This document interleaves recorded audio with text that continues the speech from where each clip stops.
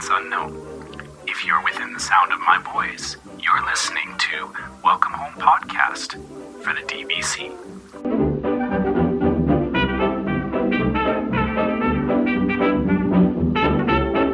Hello everyone, thank you for joining us on episode 9 of Welcome Home, a Disney Parks and Vacation Club podcast. I am Tom, and I'm here with Trevor and Damon, as always. How you guys doing? Good, how are you?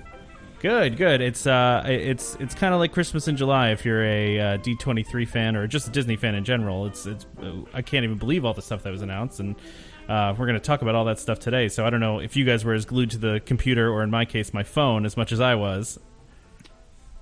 No, I wait for you guys to tell me all the good stuff and then just comment on it, on the podcast. Damon just waits for the podcast to find out what's going on with Disney. Exactly.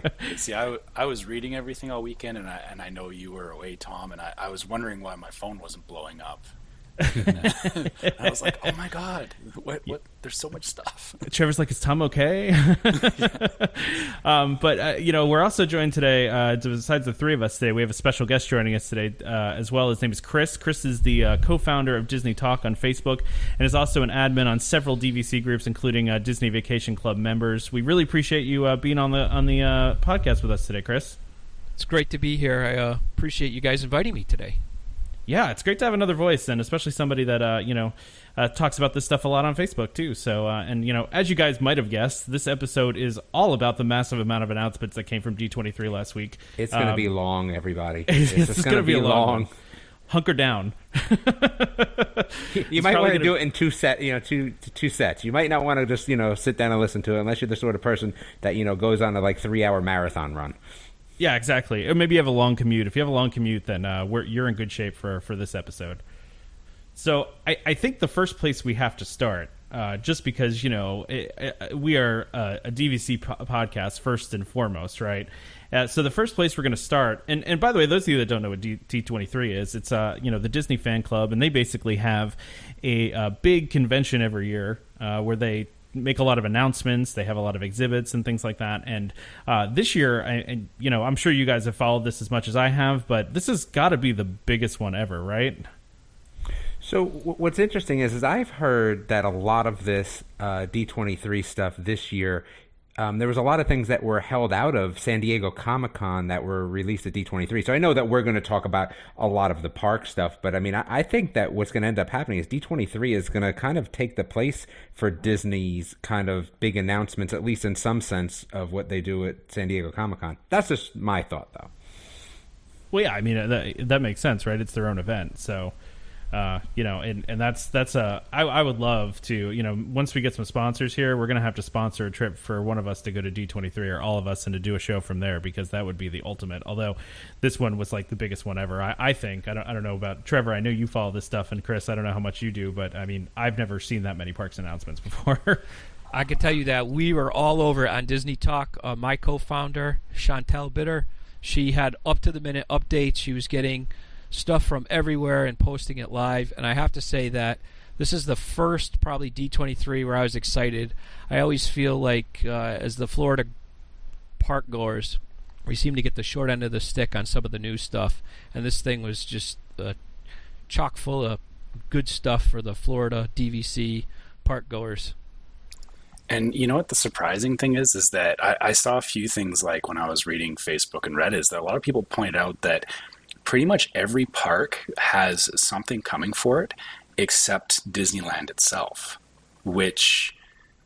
Because you know how we feel about you in Disneyland. Yeah, I know. But hey, you know what? They have the Marvel stuff coming, though. They have a hatch. They have a hatch. But that's all in DCA, though. You're getting Paint the Night back. Yeah, that's right. Come on. But again, that's all in the DCA park. That's not Disneyland proper. So that's what I mean, is that, every other park has gotten some love except Disneyland this time around, which is kind of surprising, but I can also see why, because you look at Epcot, you look at Hollywood Studios, those parks are really in need of some love, right? So yeah. Oh, sorry, I didn't mean to interrupt you, Trevor. I apologize. I was just going to point out one other thing, is that, if you guys want to go to D23, it is literally right across the street from Disneyland, so Damon, you're probably not going on Go then, so maybe it'll be me that goes. Well, I don't know. I want to go. Wait a second. We're talking about a trip to Hawaii in the next couple years. I may make a D23 stop and then go to Hawaii and really just live it up. How's that? That's the way to do it. Use those points at Aulani. I don't know if I'd do that, but what? It's kind of expensive over there, point-wise. Yeah, well, Hawaii's expensive in general, right? So, true. But so let's get right into it and start with the first thing here. Now, there's some huge news that came out of D23, some unexpected announcements. We talked a lot in the last episode about things we expected to come out of D23, and we got a lot of it. But we also got some things we were not expecting, and the first one was the new DVC resort that was announced. The 15th DVC resort has been announced. It's going to be called the Disney Riviera Resort. It's set. They're hoping, from what I've read, to open it in fall of 2019, which I kind of think's a little crazy. But I mean, I'm assuming they think they can get it done. It's going to be in the Epcot Resort area. So they recently demolished some buildings for Caribbean Beach, and some people didn't really know what they were going to do with those things. There was a lot of rumors that it was going to be a DVC resort, but now we know that it's going to be a standalone, by itself DVC resort. It's not just going to be a section of Caribbean Beach. It's actually its own standalone, and it seems like from the plans, like they're going to be doing a lot to make sure that they're separate, to make sure that nobody is thinking they're the same resort. But there's still going to be, there's talk about crossover eating, though, isn't there still? I don't know if I saw any crossover eating. There is a restaurant they are going to be building. So when you mean crossover eating, do you mean like maybe that Riviera won't have its own like quick service type of restaurant? That's kind of what I don't know. Maybe that's just in my head what I was thinking. I don't know. For me, I'm kind of excited. You know how I feel about the Caribbean. I hate it, right? So for me, I'm glad it's separate. And I don't know. It's one of those things where I always talk about I need more points. Man, this kind of entices me for some crazy reason, and I don't know why. I liked the announcement. I thought it was a good announcement. I like the theme. That's just me. I was kind of surprised it wasn't rolled into Caribbean Beach as it was originally rumored. The land is already being cleared. You can see it from the street, and there's Caribbean Beach to the left and Caribbean Beach to the right. So it does kind of seem to fit into the Caribbean Beach, but they went with a separate theme. Yeah, and it's interesting. I was taking a look at it, and I thought, I mean, for me, I like a lot of the more fun DVC resorts. I like Boardwalk. I like Wilderness. Not to say that this is not going to be a fun resort. It almost looks really. I don't want to say hoity-toity. I kind of looked at it and went, meh. That looks, it just looks like really fancy. I think that's why I love it. Like, right? I like the fact that it's going to be a DVC resort in the same sort of Grand Floridian feel, but not the Grand Floridian. I don't know. For me, like Riviera, like I don't know. I wish there was a casino in there. I mean, I know that's crazy talk, but like I don't know. I like it. Can you imagine the Facebook group outrage if they put a casino in there? Oh my goodness, that's the one minus thing about a Disney cruise that I will say that there's no casino. But yeah, that's a whole different discussion. I don't know. I'm excited for it. I like that hoity-toity. That's, in case anyone can't tell, that's kind of my thing, right? So I'm all about this place. You're all about being pampered. Yeah, I guess. Yeah, and you get the gondola too. Yeah, so I could. Yeah, that doesn't sell me on anything. Yeah. I'll be honest with you. That brings up a good question, though, right? So, are these going to end up being priced like a monorail resort? Are we going to put the gondola in the same sentence as like the monorail resorts? Because I mean, it's actually it's offering this. So. Yeah, I mean, it has to, right? Yeah, I think these are going to be pricey. They got to be. I can't imagine they won't be. And my question too is, they're also building a rooftop restaurant.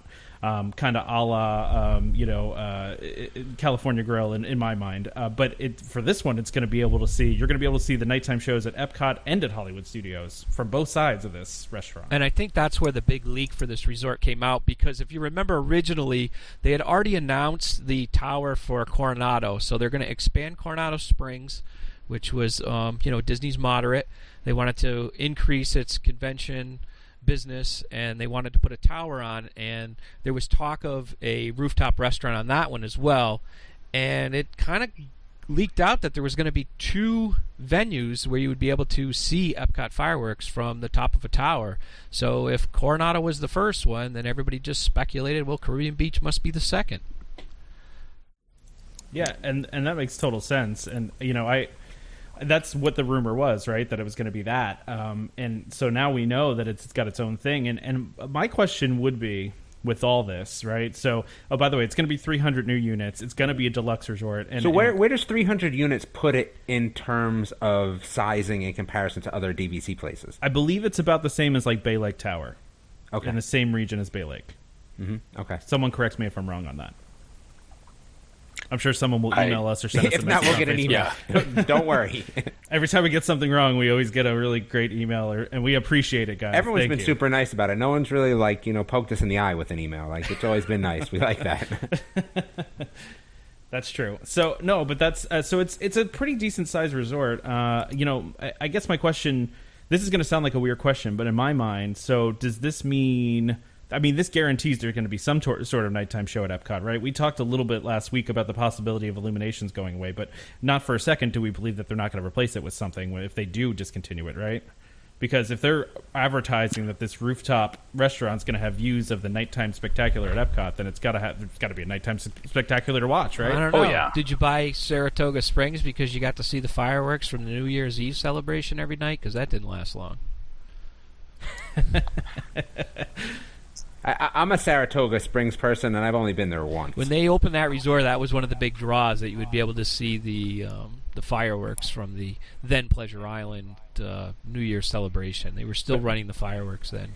But don't you think that the reason that everyone's not mad is because when everyone heard that Pleasure Island was going away, there was like a cheer from the heavens because that place was horrible? I mean, that's kind of it was horrible because they made it horrible, and I would agree with that. Pleasure Island was a great concept. It was a lot of fun, and then they kind of blinked when Universal City Walk opened. It was kind of the new Coke of Pepsi, if you're old enough to remember when Coke changed their formula, when Pepsi started to get market share. And once they took those gates down and allowed people to just wander in whenever, it really ruined it. Yeah, I would agree with that. Yeah, I would as well. But, I mean, I guess with this new one, though, it's one of... I don't know. Sorry, I lost my train of thought there. With Illuminations, it's coming on, 20 years old now? It's the oldest running show at any Disney park. Yeah, so I can't see them, trying to sell Illuminations, because really you can watch, anybody who's in DVC, you've probably seen that how many times? So true, and you're talking 2 years from now, so... I wouldn't be surprised if in the next year or two that we do see them announcing some kind of redesign or new show to replace Illuminations. Yeah, and I mean, I didn't think for 1 second that they would get rid of Illuminations and then not replace it with something, especially with all the money they're going to be dumping into Epcot, and we're going to talk about that in a few, all the announcements that happen at Epcot. So in my mind, there's no way that they don't put something there. I just thought it was an interesting thought of, does that help make it seem like they're going to keep something there? I'm pretty sure it guarantees some sort of nighttime show, but I'm excited about this. I don't know about you guys. I'm pretty psyched about this. I think more DVC resorts are good. I don't know. See, I have a soft spot for Caribbean Beach because that was the first hotel I stayed in. The values weren't available then, and that was our first stay. So I did say I went back not long ago and was kind of saddened by the fact that Bonnet Creek now ruins the sight line if you're coming from the opposite side of the lake towards Port Royale. You used to just see trees and you really felt like you're out in the middle of nowhere. And now if you're coming from Jamaica, if you know where that section is, and you're starting to cross that island, now you just see this giant hotel that looms over the top of Port Royale. So when I saw that and the fact that the water is just totally grown in with lily pads, I'm thinking, you know what, maybe it is time for a reboot on this resort. And supposedly the inside's getting done now, getting new restaurants, updating the interior, and every once in a while we'll get a request on Disney Talk, hey, should I stay at Caribbean Beach? And of course everybody just pipes up and goes, no, there's too much construction. Again, it's funny, Chris, I hate Caribbean Beach. I mean, it's just probably my most hated place in Disney. I don't really know why, but I just don't like it. We went there once and stayed in the pirate themed rooms, and I felt like getting around the place, that was my biggest problem. It's just I mean, Saratoga Springs doesn't even feel as bad, even though I think it's worse. I think maybe I've just gotten lucky with rooms. When I was in Caribbean, I felt like I was walking friggin' miles to that bus. Yeah, what section were you in? Do you remember? I don't remember. It's been so long ago. I think I blocked it out of my mind. I actually stayed there twice. I stayed there in '93. We were in Jamaica, and it really wasn't bad. And then we stayed again in Aruba. But I think back then, you didn't. The coolest thing staying there was before Art of Animation, or is it Art Animation that's or Pop Century is behind there now. Yes. Mm-hmm. That used to be the area where they would test the buildings, and I actually went out there one morning. I was walking and saw the Calypso building from All Star Music, and I'm saying, that's too far away. That can't be the building. So I get up early. I went out there, and I wandered back there, and it's near Buena Vista Construction. I kind of skirted some people out in the parking lot and toured this whole area, and there was just this amazing mock-ups there that were exact replicas of the buildings, and they were designed to test the paint, the durability. If you ever take any of the backstage tours at Animal Kingdom, they have the same situation back there where they just have these plaques of painted items. We actually saw some of the Pandora stuff when we were on the Caring for Giants tour when I went down in April, and there were literally just tiny hotel rooms, and now that's all gone, and now there's a resort there. That's interesting. Yeah, I don't know why. Like I said, it just left a bad taste in my mouth, and I think I probably, it's probably not as bad as I remember. You know what I mean? But it's kind of my. It's probably my a taste thing. I could too, see right? it. I could see it now. When I went back there this last time was in August, and I was just totally just. It's I don't know how to describe. It's like your heart's kind of broken. You're like, oh, this isn't what it used to be. Yeah, I could see that. So just to keep us moving here to make sure we don't spend too much time on any one topic, the next thing we're going to talk about really quickly here is, and I thought this was interesting. I don't think this was rumored. I didn't see it anywhere, that's for sure. But so Disneyland Paris, you guys may or may not have seen that Disney just completely took over Disneyland Paris. So previously they were part owners in the actual enterprise over there, and then they decided Disneyland Paris has been struggling basically since the day that it's open, and so they finally decided to take over the other half of it. And I think this is probably the first step in their plan to kind of revitalize that park. And what that is they're building a hotel on property there called Disney's Hotel New York, The Art of Marvel. And so what it's going to be, it's a Marvel-themed hotel that is going to have, it's almost going to be like a New York art gallery, and it's just going to be filled with, obviously the superhero characters of Marvel. Some of the concept art they showed was, like an Iron Man suit in a glass case, the Captain America suit. And so I thought it looked pretty cool. My question would be, and there's obviously limitations to this as of right now due to the relationship. Well, I shouldn't say the relationship, the infamous contracts that they have with Universal. But that contract only applies to the East Coast of the United States, right? Yeah, and that's why they can do it in Disneyland Paris. Yeah. But the question is, would you want to see a hotel like that at Disney World? Oh, without a doubt. I'm so not interested into this Art of Marvel nonsense. Give me like some sort of real hotel themed as part of a superhero world. Like Art the of Daily Marvel Bugle. doesn't interest me. Yeah, this doesn't All interest they're me. doing is updating the current New York hotel, which I don't know if you guys seen it. Kind of, I don't know. It's not very exciting.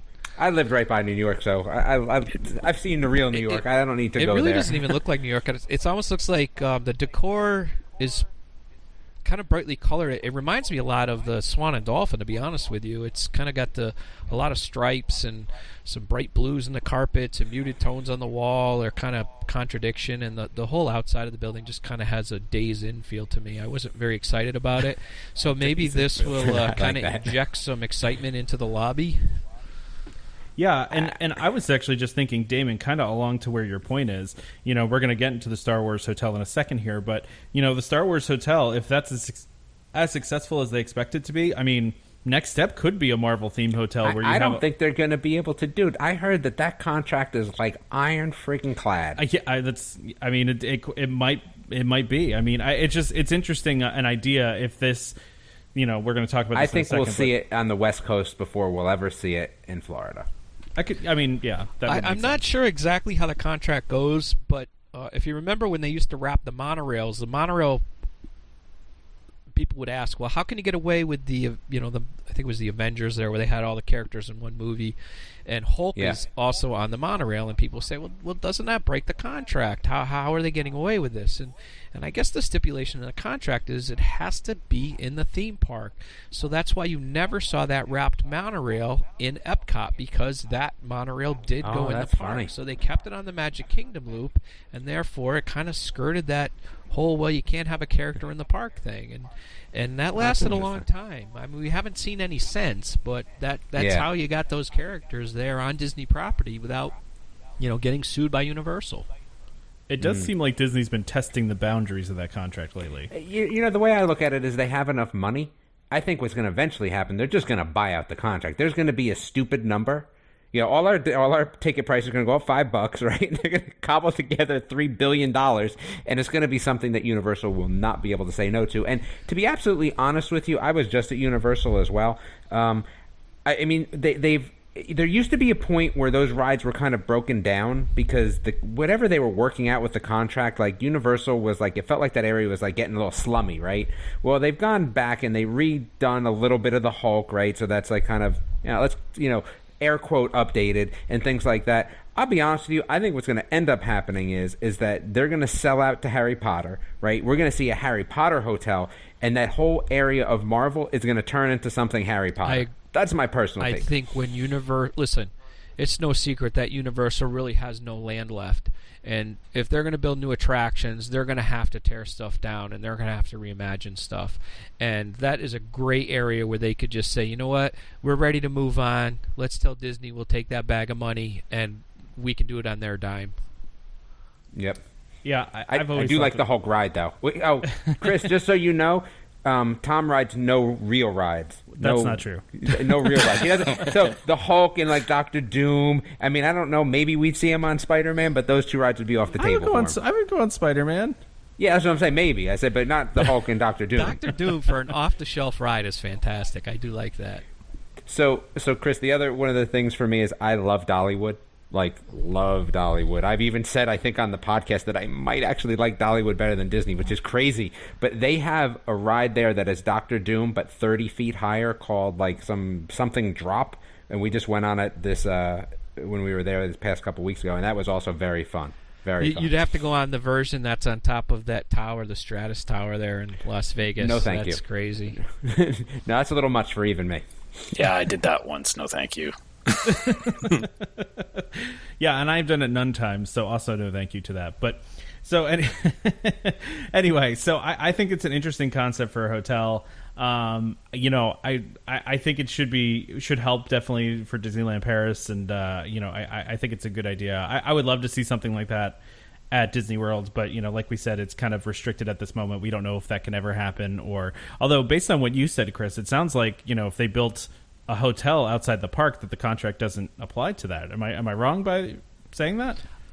It appears to me that there's a lot of flexibility that they have to explore, and the problem with building something is if it doesn't work and you get sued, what are your options? It's different to say, well, let's wrap the monorail and see what happens, because we can pull that off in a night. But if you're gonna announce a hotel and Universal doesn't say anything, and then they wait for it to be built, and you spent millions of dollars putting it together, and then they challenge it, now what do?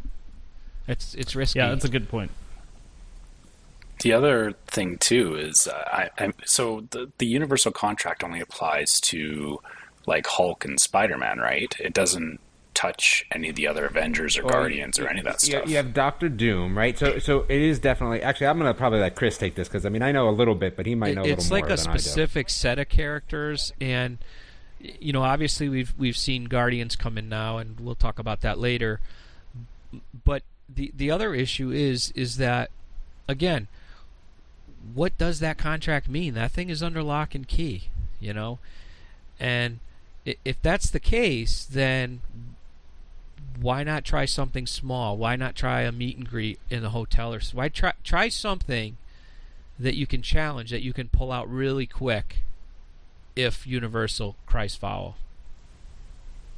Yeah, that's interesting. And I had actually read an article, too, that even Guardians of the Galaxy was maybe up for debate about, that contract, and that somebody had written that Disney and Universal had come together and I guess come to an agreement that Guardians of the Galaxy was fair game for Disney to go after. But who knows, if that is true or not. It seems like the contract that they have is both not vague, but not as specific as it probably should have been. Marvel probably didn't make the best terms on that deal when they, desperately did it years ago. Yeah, and it was desperate. That was the problem. They needed the money at that point. I wonder, too, what goes on behind the scenes. Is this something that Disney lawyers talk about and say, well, what if this, what if that? Or do they actually get in a room with Universal and ask for permission, which would be a little awkward, but saying, hey, this is what we plan on doing. Does this violate our agreement? I would bet that's what they do. I mean, I would think they'd have to, or else they're not going to throw, like you said, they're not going to throw a ton of money at something only to get sued later by Universal, right? I would hope not, anyway. I think, like I said, what's going to happen is we're going to see this on the West Coast first. Then all of a sudden, a big bag of money with dollar signs, Scrooge McDuck style, is going to get delivered. It's going to go away. It's going to turn into Harry Potter, or shoot, that area could turn into Transformers, right? You just gave me an image of Bob Iger swimming through a bunch of gold coins. In his well, we all know that Universal can be very generous. It wasn't that long ago when you couldn't buy Oswald merchandise, and thanks to the folks at Universal, they own the rights to that. They gave it back to Disney. And that's true. So Trevor's pushing the ship. Push the ship. We have to talk about the Star Wars hotel. Because, so let's with lots of exclamation points. Let's say the Star Wars hotel is real. It is happening. Wow, crazy! 10-year-old me just lost its mind. Yeah, I mean, I believe it, but see, I think the biggest problem with this is that you can announce it. What is it going to cost, and what does that immersion mean? I think those are the two biggest things. Like, do I have to get dressed up too? And if I do, that's awesome. What do you mean right? have to? Well, that's true. But like, I want them. This is what we were actually talking about. This we said, hey, listen, what can they do to make it, something that like is really immersive? Hand out Jedi robes. Like, maybe I don't want to get out of my regular clothes. But if you hand me a Jedi robe, well, I'm not a Jedi, right? So you hand me some sort of robe as I walk in this place that I have to wear in the building. Awesome, right? So they did announce that actually at D23 that you will be dressing up as. But what is that? Yeah, but what does that mean? Does that mean like I have to put on like a full-blown stormtrooper outfit, or does that mean I get a robe? That's kind of what we were getting at. I'm thinking you're probably more. Go ahead, sorry, Trevor. What'd you say? I was going to say I think neither, because looking at the concepts for it, it's very. I mean, it's like the stuff that all the background people were wearing in the shows. So only the Jedi were wearing the robes, but you're telling me like I have to get dressed up in like background Star Wars character stuff? Like that's kind of what you're saying? I think they're encouraging it. I don't see how they could enforce it. But if it's not enforced, then I don't want to go. As soon as I read that, I'm an avid cruiser, okay? If I'm not at Disney World, I'm on the ocean. I love cruising. And if you follow any cruise page, or whether it be Cruise Critic or anything on Facebook, the biggest debate in cruising is formal night. People don't dress up for formal night, get all irritated with the people who do dress up because they don't want them in the dining room. And now I'm saying, is this hotel going to be the same battle? Are we going to have guys that say, he's not dressed up, he shouldn't be allowed to stay here? And the other guy's saying, what do you care what I wear if I want to get involved or not? Because on cruising, the formal night debate is so huge. And I just kind of see that same argument coming on. And that's what you guys are just going with it. So it's kind of funny. Oh, yeah. And that's not even immersive, right? So, I mean, we do the same thing. So we cruise a lot, too. But we don't dress up for formal night. But I'm going to go on the opposite end here and say that if you're not dressed up in the Star Wars hotel, then you need to be kicked out. That's it. Like, you should be taken away to stormtroopers, should come get you, take you away. Your money's gone. They throw you out. Maybe it's trial by lightsaber combat? No, just throw you out. There's no trial. You didn't dress up. You're out. I honestly think that if any hotel, or if any of these rumors don't make it off, even after the announcement, we've seen, there's a handful of resorts that have been announced and never built, whether it's Frontier Junction or the Mediterranean Resort, or these were officially announced, signs put up, and just never built. My biggest problem with this are a couple things. One, will it fall into the same category or the same fate, I guess, is what happened to the Disney Institute, which did pretty well when it started out, but eventually people stopped coming. And when they did their market research, people said, I don't want to go to Disney to do that. I want to go to Disney to go to the parks. I want to go to the Magic Kingdom. I don't want to do that. So let's run a little math, because I was trying to run this math in my head, right? What do we think it's going to cost, and how many rooms do you think there will be, right? So in my head, this is what I have. I have 250 rooms, $1,000 a person a day.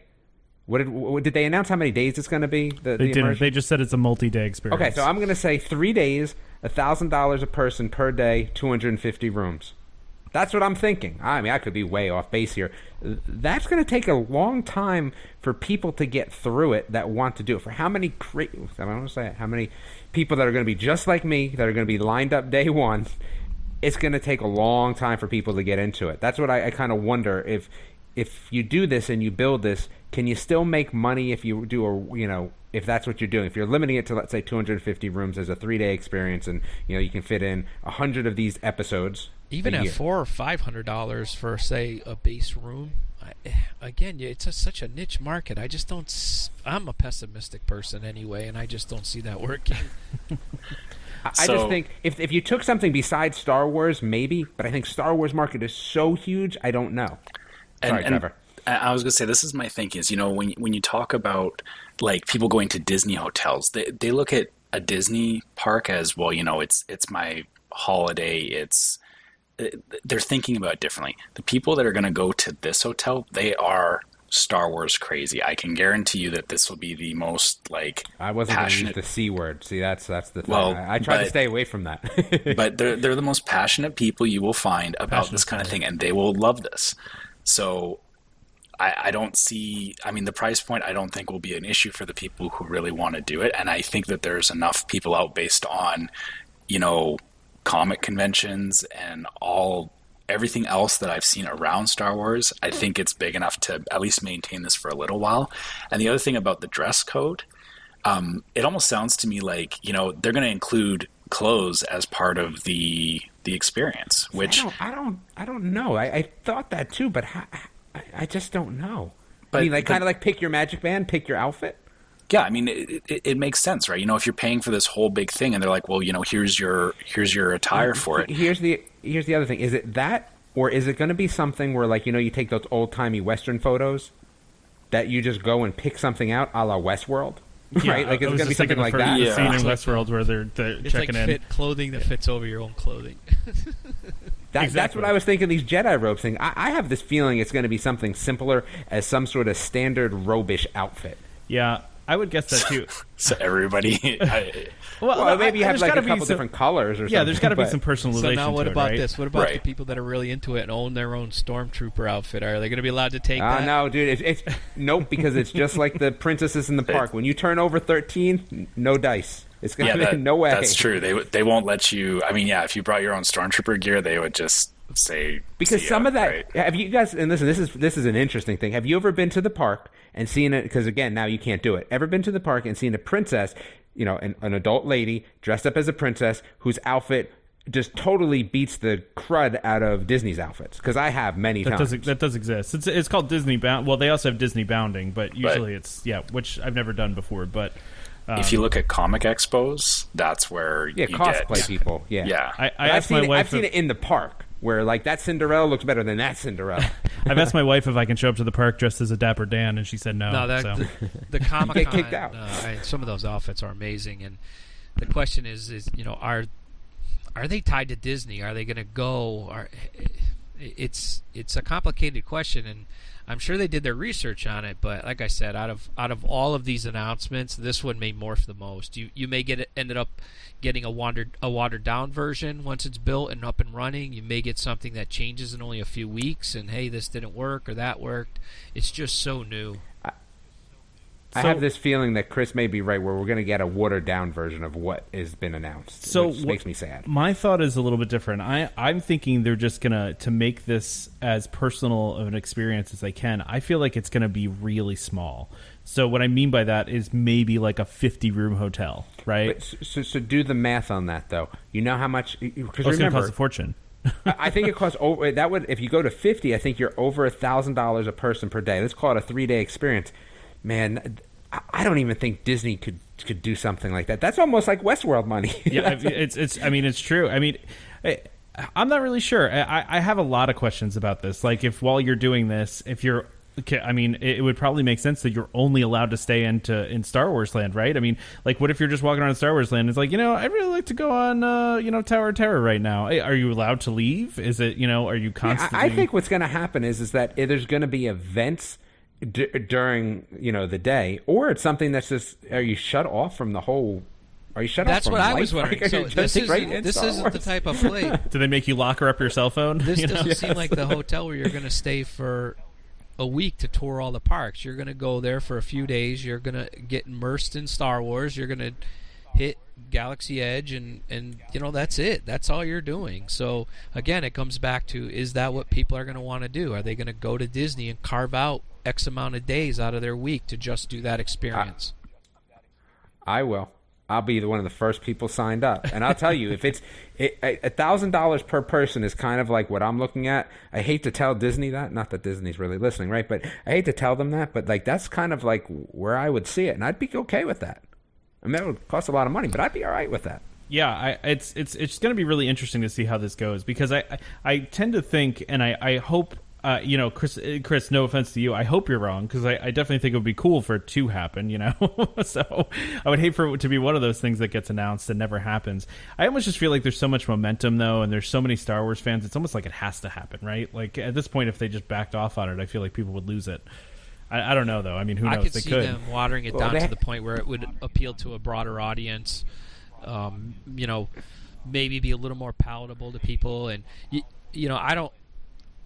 My wife could care less about Star Wars. I'm thrilled to death about the whole Star Wars land. I love it. But and I hang around with people they never saw the first movies, and I look at them like they have 3 heads. I can't figure that out. But you got to remember that the whole family's got to be into this. This is still a family vacation, and if you have 1 or 2 family members that may resist, that may even close off more people. They get thrown into Stormtrooper jail. My kids had to go to Stormtrooper jail for 3 days. I'm okay with that. They may split the stay.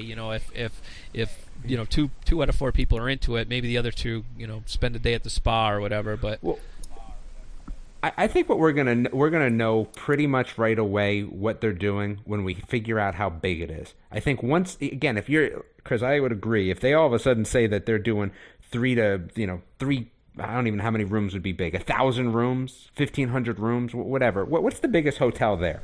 The biggest would be, well, all your big hotels are your least expensive. Port Orleans is over 2,000 together. Okay.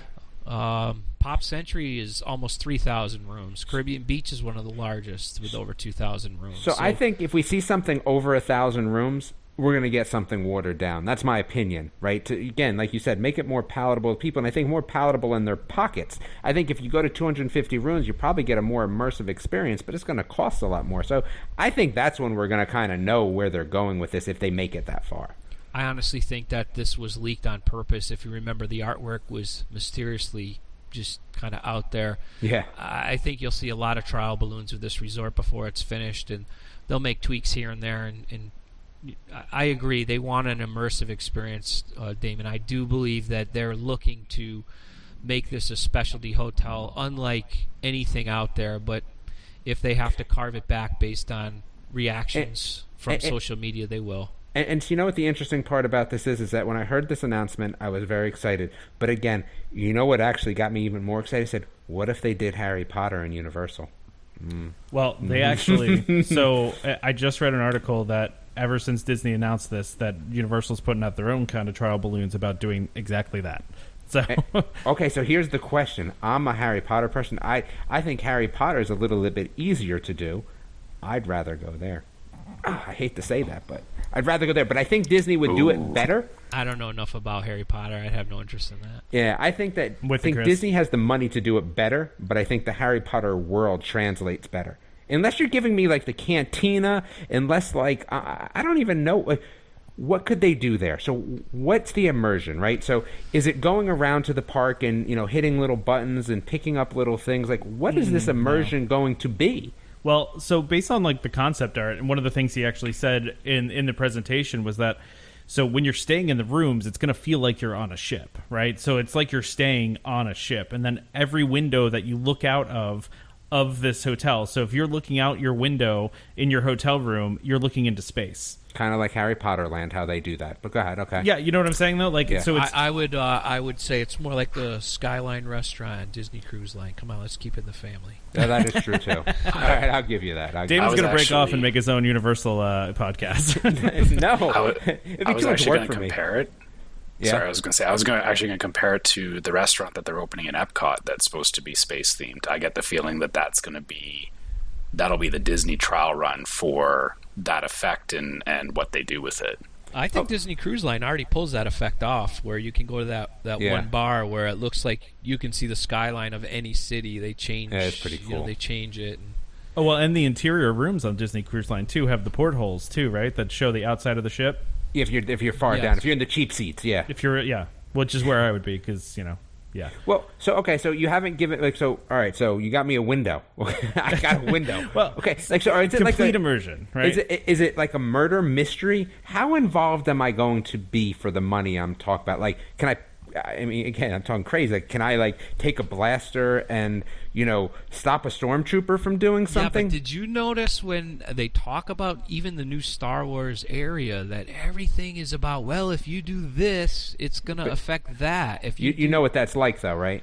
That's like our famous Universal Land and the magic wands and stuff. I mean, I'm just saying, right? Like, I think it's going to be kind of different than that, though. Yeah, I think it's going to be more of I don't know who said dinner mystery. yeah, that's what it was me. So like some sort of mystery dinner, I murder think mystery. enough of those things have been around where perhaps they've come up with a formula, and it's going to be almost like one of those Mad Libs we used to use when we were kids, where if you fill in a certain word, it takes you to a different place. See, and I would like that. What I don't want it to be is like a Kim Possible thing, right? Like, I understand that that's very simplistic in terms of what they're going for, but that's not what I'm looking for here, right? If I'm paying this money, I want the dinner murder mystery. I want an escape room, right? Because again, that's another big thing, right? Like, give me a Star Wars escape room, that'd be cool. because that's something you can be immersive in, and I'm not affecting everyone at that same time, right? There could be things like that, and I'm cool with all of that, but I still want to grab a blaster, and I want there to be somebody that can like drive the story. I want there to be. They can make it a trash compactor. Yeah, there you go. That would actually be gonna good. say, I like That's that. a brilliant idea. Yeah. But again, I want to be able to drive the story in some sense for the money I think we're going to end up spending. That's all. And I think based on what they've announced, that's kind of what they're going to be going for, is exactly what you're saying. Because, and we'll talk about this as No, personally, nobody else in the resort. I want to be able to drive the story myself. No, I'm just kidding. Well, I think the idea is that you're going to be able to drive your own story, right? So, and that's kind of a lot of what they're talking about with the Star Wars Land stuff, is that, you're going to end up creating a reputation based on what you do on the rides, based on your interaction with the cast members. And I think that it'll probably be, it sounds to me like the Harry Potter stuff is right. Like, you have the interactive wand and you point at something and you do a couple moves and then something happens, right? This is more of like the decisions that you make change how your experience goes. It takes you down different paths and it takes you into different things. So sorry, Chris, were you going to say something really quick before we move on here? Because we want to keep going. So Yeah, I was going to say that if you guys ever have the time, they have a Disney Research does have their own webpage. A lot of people don't know about it, and it's Disney Research is the title of the webpage, and they are experimenting with LED technology. LEDs, lights that can communicate with each other, and you mentioned the wands, but what they show is a wand pointing at a princess dress, so the princess dress will light up. But as far as Star Wars, this hotel thing really did come out of nowhere. I actually participated in the super top secret survey over 2 years ago, where they basically sent me an email, and I had to swear that I would kill my children if I had any, which I don't, that if I talked about this to anybody, social media or anything, and I had to basically do this digital signature thing, and I had this very intensive not pick A, B, or C. It was you had to fill out a paragraph for each thing, and I still have screenshots from it, but nothing ever, and that it basically went over what characters, what lands do you want, what do you want this to be a restaurant, how many rides should it have, what should the rides be like. The thing took me forever to do. It was pretty much an hour survey, and it never said anything about a hotel. It never mentioned, would you stay at a themed hotel? It was all park related. So when this thing came out, when it was originally leaked, I have to admit, I was like, I did not see that coming at all. Yeah, it was surprising to me too. And truthfully, and they said it at D23, there's nothing that exists like this in the world, where it's a complete and total immersion in a hotel experience, and it's a luxury hotel. They did describe it, Damon, as a luxury hotel experience, so they're already pre-positioning us for expensive. So, but let's we've talked a lot about Star Wars. Let's move on to kind of our next topic, and let's start talking a little bit about parks. Because there were a lot of parks announcements, and I kind of have this broken down by park because, kind of like Trevor mentioned in the beginning, every park is getting touched, right? So every park is going to have something coming to it. So the first thing I have on here is we talked about this podcast or two ago about the Tron coaster coming to Tomorrowland. That is confirmed. That is announced. That is happening. Which is really, really amazing. It is going to be opened by the 50th anniversary in 2021 of Magic Kingdom, and so it looks like it's gonna feature the multicolored cell roof. We don't know for sure. They didn't really say for sure, but they had the look of the roof and the concept art. And it looks like, and they announced also that Tomorrowland Speedway is not going to be taken over. Yay! So, that's the best announcement of it all. Damon's excited wish about came that true. whole thing. Yes, it was. I never thought that was getting taken away, and I just laughed at every blog that put that out there. That there is so much land between World Drive and the edge of the Magic Kingdom. There's no reason why you would have to remove that. It's been modified, I think, 3 times now. Its largest track was in '74, so it opened when it opened, the track was not the same size as it was. They modified it in '74. It was its longest. They actually made it longer.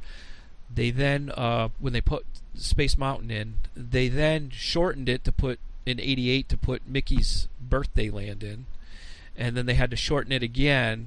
When they for this last update. So I don't think they're afraid to modify that track in any way, and there's really no reason to take it out. So is this where Tom just doesn't talk because Tron Coaster's too scary for him? Chris, he went to Disney recently, and we were like trying our hardest to get him just to go on Space Mountain, and that's off the table. Okay, so we didn't get to talk about this on the last podcast, and we really don't have time to talk about it now. But we had no, we always have time to talk about this. We had a fast pass for Space Mountain. We were going to go on Space Mountain, and my wife that morning had said that she was not feeling like going on Space Mountain that morning. She said she wasn't feeling well, so she wanted to change. That's just a good wife, dude. That's all that is. That's just a good wife. No, I said I was all for it. I was and that's just, you have a good wife. That's what you got. Single rider's a thing too, Tom. Yeah, exactly. We looked at a couple times where it was standby, and Space Mountain. Space Mountain. If you're not there for rope drop or a fast pass, you're waiting for like 2 hours. So weren't. So Chris, is Tom even allowed to call himself a Disney fan with never been on Space Mountain at all? Well, what's your take on this? Did you ever go on Splash Mountain? Yeah, see, I don't do drops. So, right, he's not even like a Disney fan, like, at all. That's in my opinion. I've watched many YouTube videos of Splash Mountain.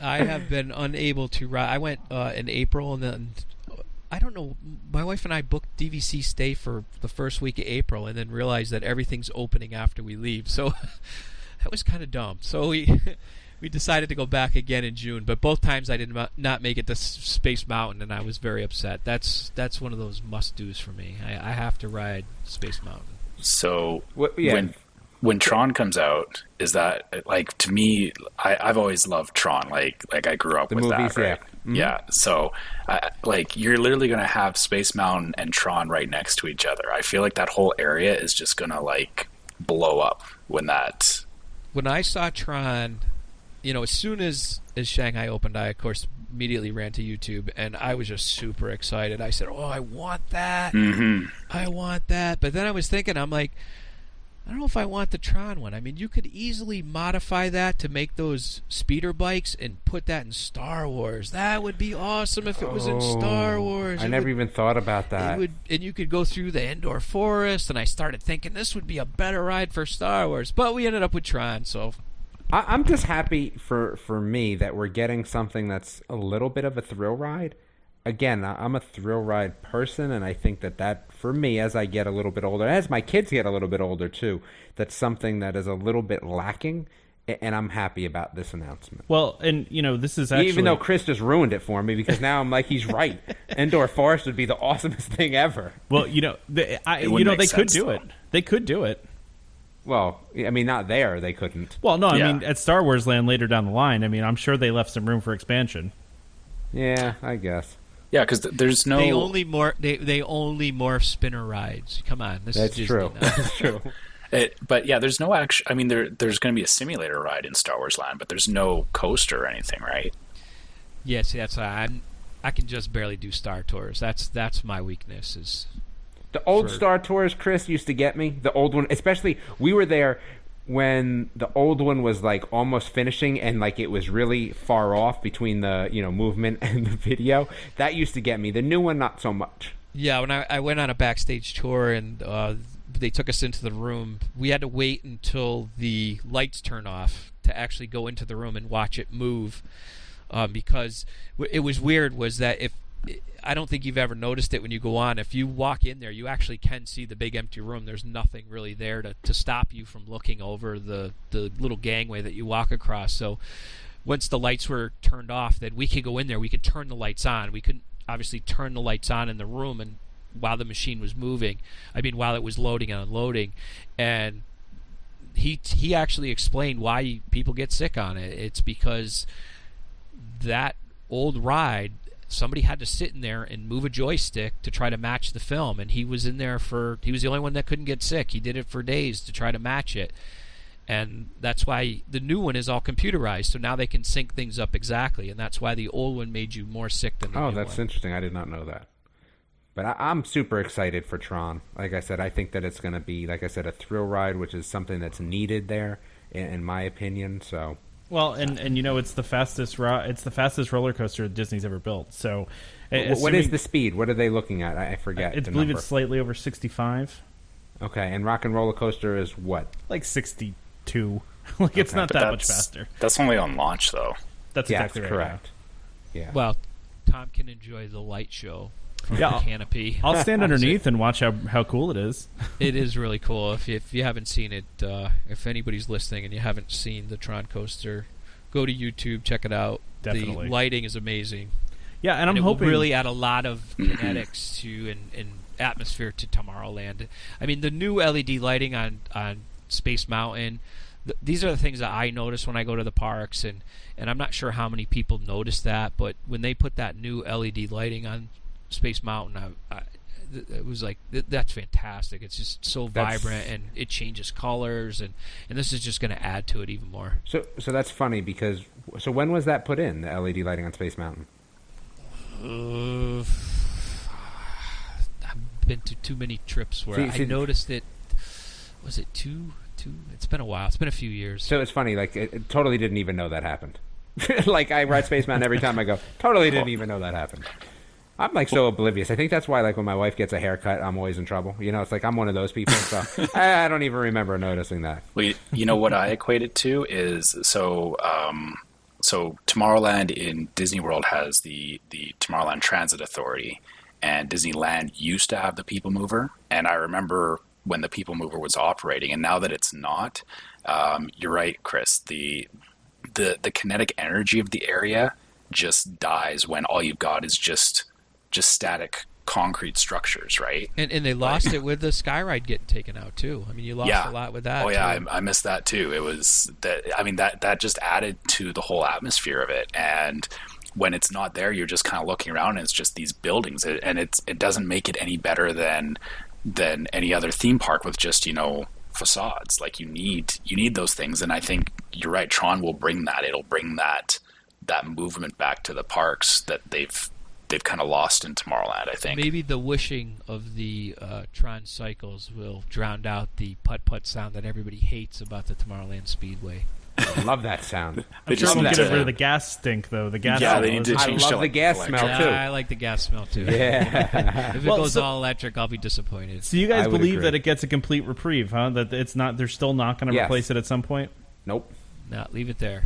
I can't see it unless like the amount of real estate, like you said, that the fact that area is so large and the track and everything, I mean, there would have to be something really huge that they would put in to replace a ride like that.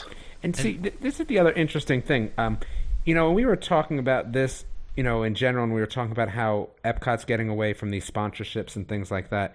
I mean, I think that's one of the areas that always could have used a sponsorship, but I don't think it matters anymore. That's why I think we also won't lose a lot of rides, because there's just so much influx of Marvel movie money coming in. They don't need to anymore. Like I said, Chris, I've always been the proponent of nothing should ever go away, and Ellen should stay forever, and we should just keep building out until it's the size of Los Angeles. Ellen's Energy Adventure should be burned with fire. Oh, I love that place. I love it. We'll talk about that in a few. Yeah, let's finish up with Magic Kingdom, and then we can go to that. Yeah, exactly. So what's next? I would say one last thing on the whole Tron thing is that I do think it's a win.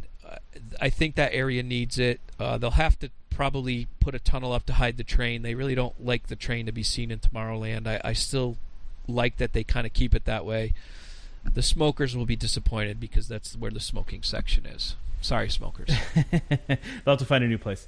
But yeah, just to finish this up really quickly, just thinking about it, what could they really replace the Tomorrowland Speedway with when they're going to build that beautiful Tron area? If they put a building there, like if they replaced it with something that had a building, you'd block that whole view. So I can't see them doing that either. So I kind of have to understand that it's purposeful that you can't see the Tomorrowland Speedway as you enter Tomorrowland. Mm-hmm. The original concept for Epcot was all vehicles would drive underneath it. That's why it's below ground.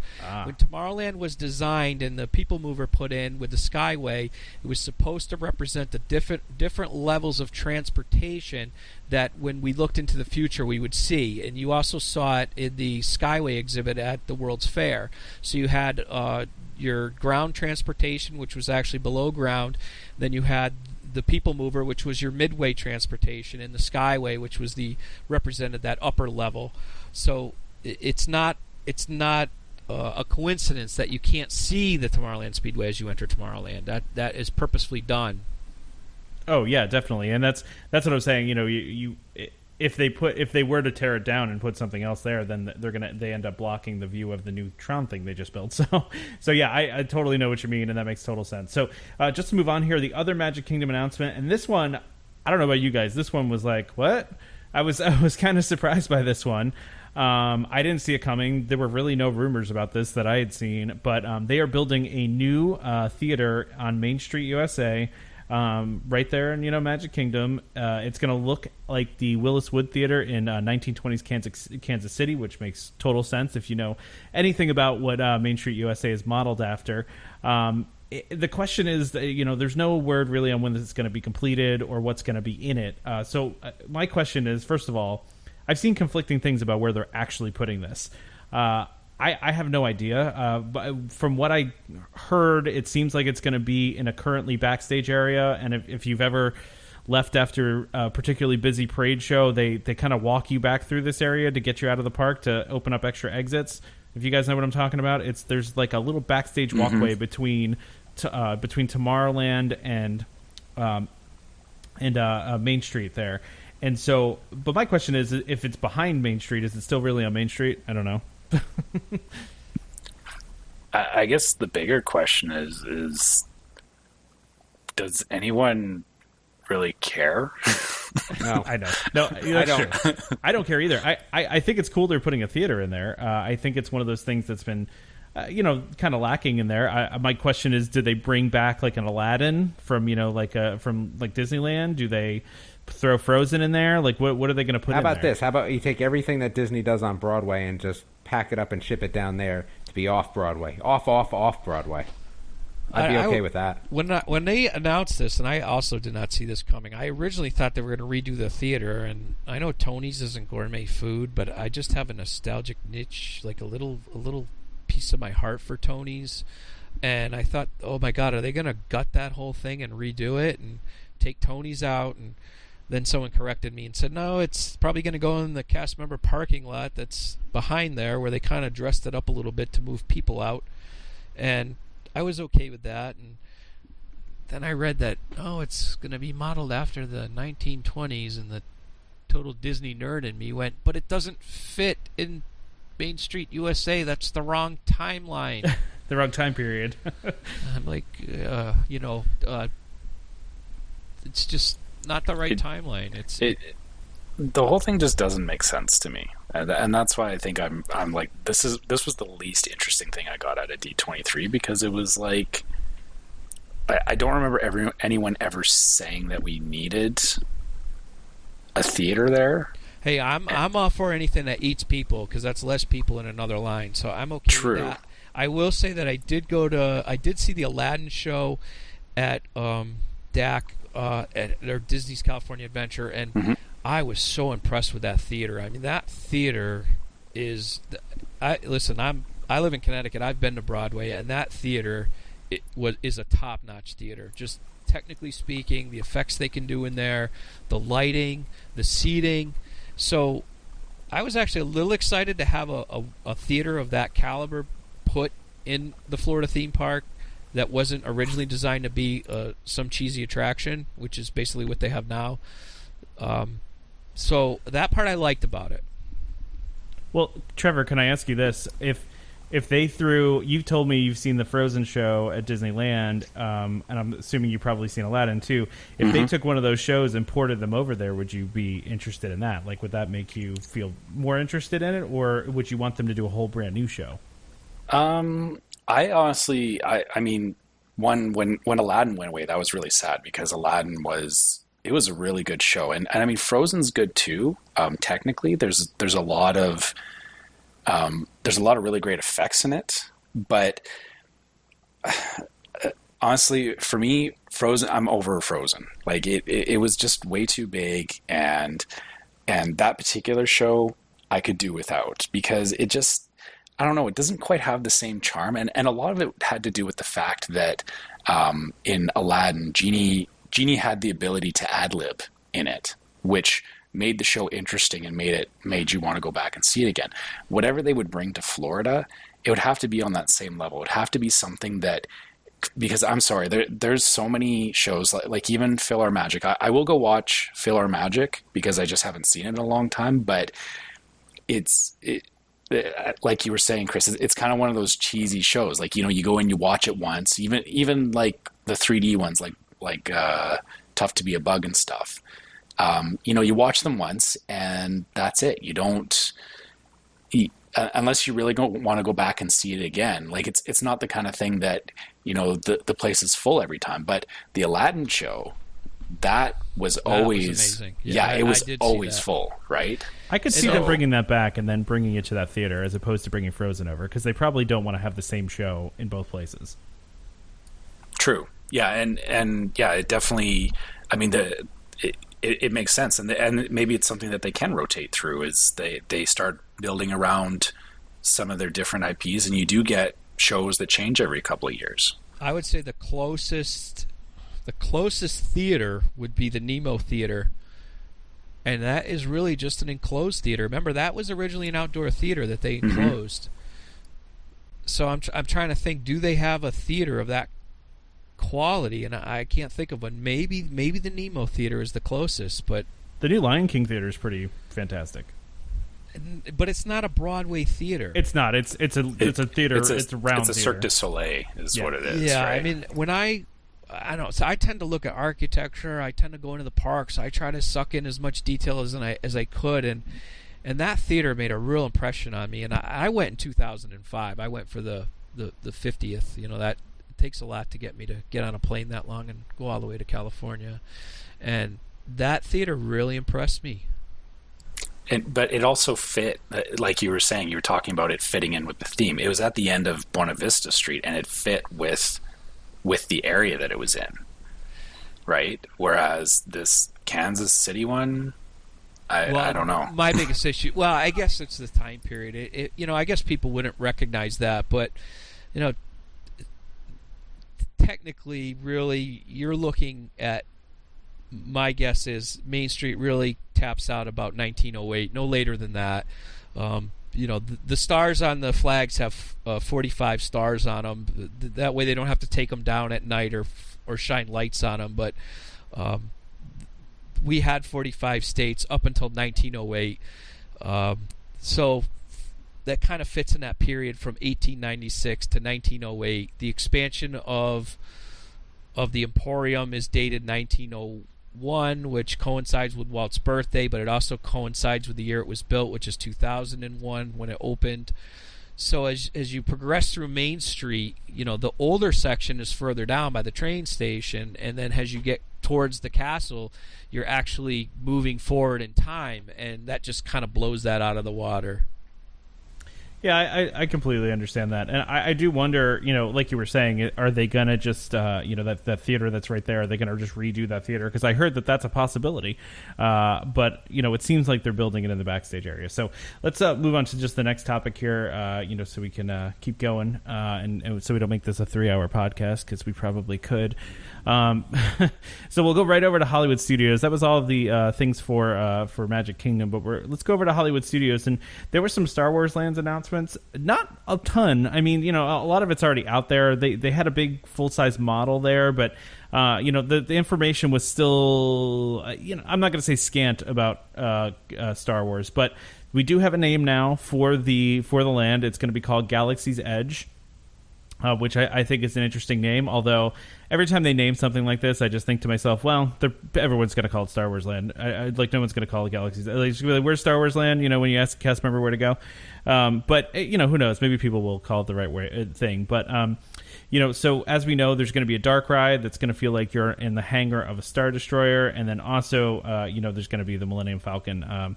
A piloting ride. So there wasn't a ton of Star Wars Land stuff there, but I wanted to get your all's thoughts on what you thought of like the name and just kind of some of the small details that they. I think the name is great because you kind of want to keep it something that can be outside of canon, I guess. You know what I mean? Like, it's got to be far enough out there that it's kind of outside of canon somewhat with what you're doing in the Star Wars movies. I feel like that's a good call. The Millennium Falcon ride, I feel like, is going to be like the Pandora ride. Like, I don't know how I feel about that just yet, right? Because I know that performances, of how you fly and all that's going to affect things. And I don't know if it's exciting to me yet, right? I don't want to play a video game, right? I want to go on a ride. And I'm hoping it's more than just, hey, it's great walking up to this big video game thing and then getting on. Well, but I don't know. It's a video game that you're controlling, though. It's a ride that you're controlling, right? But you know what? Like, I kind of like PlayStation VR. Like, I understand it's not like being in Disney, but I want something different. I don't know. But even then, I mean, how much are you really controlling it? I mean, remember when Mission Space opened? It's like, well, you're going to participate. Okay, well, if I don't push the button, nothing changes. Yeah, the button does itself, and then test track. Oh, you're going to design your own car, so okay, they give you a score at the end, but it really isn't connected to the ride in any way. I always felt like test track was one of those things where they had the opportunity to really do it up right, to really make it so that you got the ride based on your car. But maybe they weren't there yet. Maybe Millennium Falcon will be able to do something like that. I don't know. The details that they've given, really, they're saying that, if you want to crash into the wall, you can crash into the wall. So it's... See, to me, that makes it feel like a video game, and then all of a sudden I'm not interested again. But I mean, you're not interested in the idea of, like, I'm going to turn right, and then the whole thing I'm sitting in is going to turn right.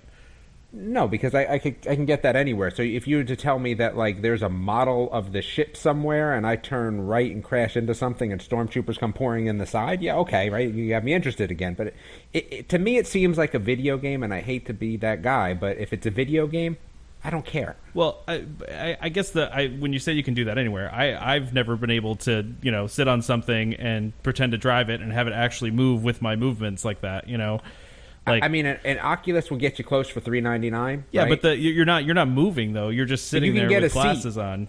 Well, you can get a seat for the Oculus too, right? So I don't know. That's the tech guy in me, man. But it's not that common yet either, right? True.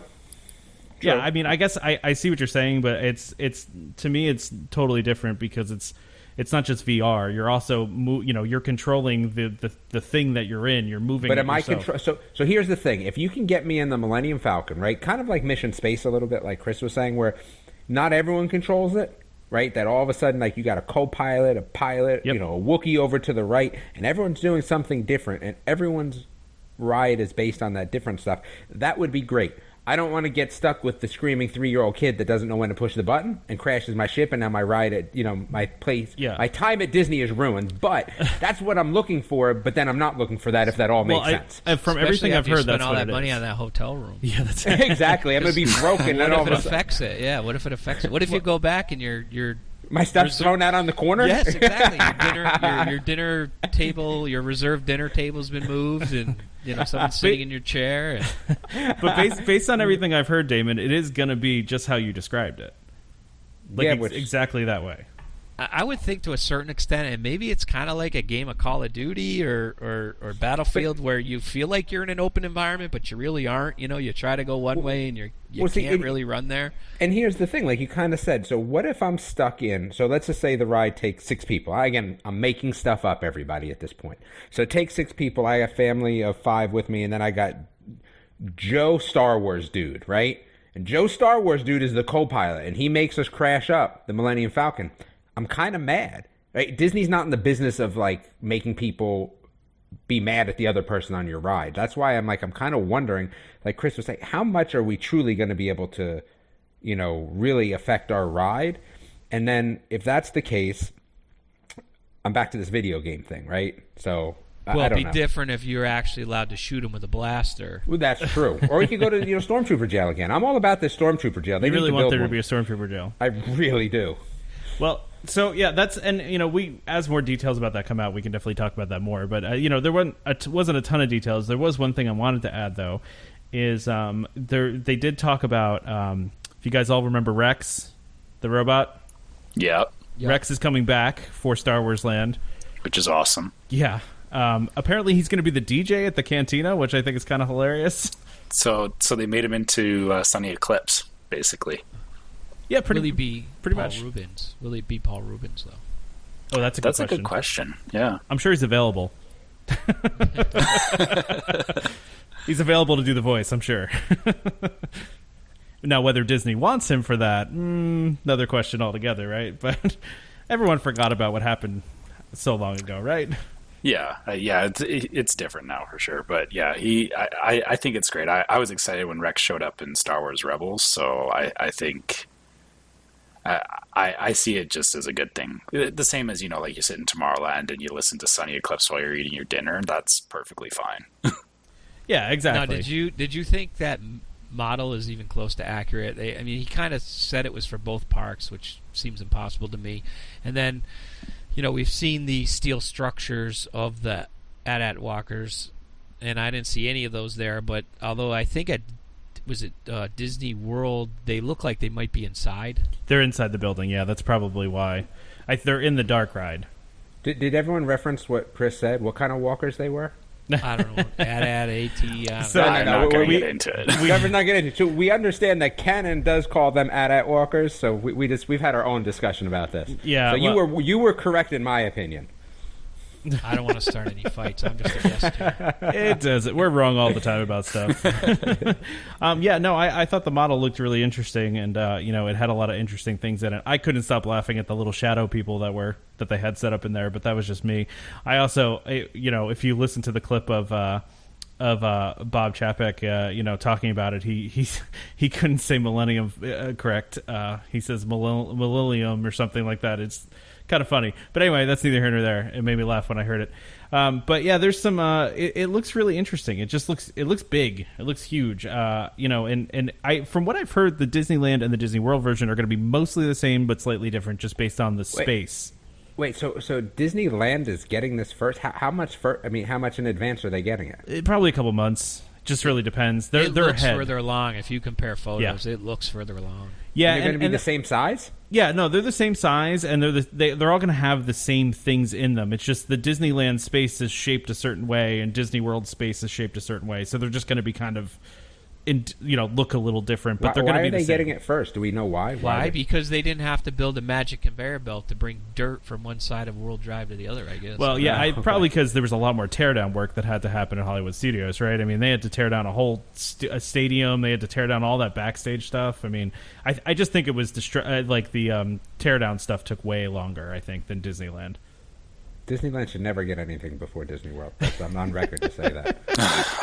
Damn. Oh man, Trevor's wants to punch you through this thing. I'm not like 100% like Disney all the way. I love both parks for different reasons, but yeah, I'll admit I'm kind of glad that Disneyland's getting it first, because it is the original.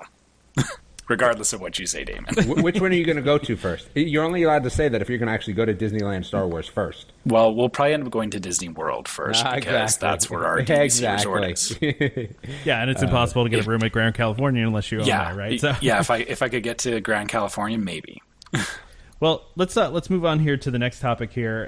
Because I'm excited about this. I am actually. This was my favorite announcement of the whole thing, and it's a Tom ride, number one. It really is. But I love Great Movie Ride. I really did, and I kind of talked about this in the last podcast when we were just down there a month or so ago. We kind of did a farewell tour. And, we went on Great Movie Ride one last time because we pretty much knew that this was coming. And so, for those of you who don't know, Great Movie Ride is closing on August 13th. They're not on really my birthday. They're on not my birthday, and I'm going to be there. Oh, yeah. There you go, right? Are you with my real button, with my button for my birthday, unlike you guys. Are you going to try to ride it one more time before it closes, or no? Yeah, probably. Yeah, I think they'll have some like Easter eggy stuff, I'm sure, on the last day. I'm sure, and so the cool thing is, so they're closing this, and they're going to be building the first Mickey-based ride at any Disney park, which is really cool. But the idea behind this, I actually posted this on our Facebook page, so check out our Facebook page because this is really interesting. And I don't know if they gave good details about this, but we don't know how the whole thing's going to look yet. But there was a design that Ward Kimball did like years and years and years ago for a Mickey-based ride that looks a lot like what they're doing here, except with newer technology, obviously. So he didn't have the same access to the technology. And what they're actually doing, and basically what this ride's going to be, it's going to be called Mickey and Minnie Runaway Railway, which is kind of a mouthful, but it's going to be pretty cool, and it's going to be completely redone. Based on what they kind of are saying about this ride, I can't imagine they're going to use the same ride vehicles from Great Movie Ride, because those things move slow and they're big, and this kind of seems like it's not going to be a fast ride, but it's going to be more of a dark ride, with a little more speed to it, it seems like. But the idea behind this is that you're going to be put into a Mickey cartoon. So you're going to be on a train of some sort, and Goofy is going to be your engineer that's going to be driving the train. So and as they said in the presentation, what could possibly go wrong with Goofy driving your train? And so you're going to have a situation where you are put into the cartoon with Mickey and Minnie, and Disney's calling this 2.5D. It's not a 3D ride, so it's called 2.5D because it's going to be 3D without the 3D glasses. So I'm wondering, I don't know if you guys read this, I had seen an article that the next Avatar movies that are coming out are going to use a new 3D technology, a new 3D projector that doesn't require 3D glasses. I'm wondering if this is along the same lines. That'd be interesting. I mean, the ride you talk about, the Ward Kimball ride, was in '76. It was proposed for Disneyland, mm-hmm. and the idea of that ride was it was basically a Wild Mouse ride. It was a roller coaster indoors, probably similar to what's the coaster they have at Disney's California Adventure? Sky School, Goofy Sky School. No, it is the Molehander. It's called Goofy Sky School now. It used to be changed it. Mulholland Madness. Yeah. Okay, so the idea was that would be in a building. It would be in the dark. So I think this is going to be completely different from that. Oddly enough, though, more proof no idea ever dies at Disney is the original Mickey ride was going to go into this strange land that had to do with Dumbo Circus, which we did see at Walt Disney World. So that was kind of interesting. So from the plans that I had seen on the Ward Kimball one, it wasn't going to be a roller coaster. It was going to be just a dark ride, and there was going to be a bunch of scenes you go through with all sorts of different animation stuff going on. So maybe we're talking about a different thing. I don't know. But that was with the one I saw. But I it could be a whole different thing. But yeah, it was. I think there were some scenes similar to what you have with Rock and Roller Coaster, where you would go through it, but it was supposed to be this wild ride where you would be whipped around in the dark. I kind of will miss. I mean, listen, there's no question that something needs to be done with the Great Movie Ride. I'm just not sure this is for me.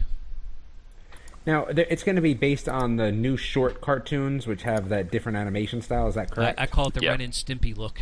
Yes, I would agree with that. That's a good way to say. I don't know how I feel about that. I'm a big cartoon person, right? So I don't know how I feel about them. My daughter will watch them, right? I look at them and I just go, how Disney does this feel to me?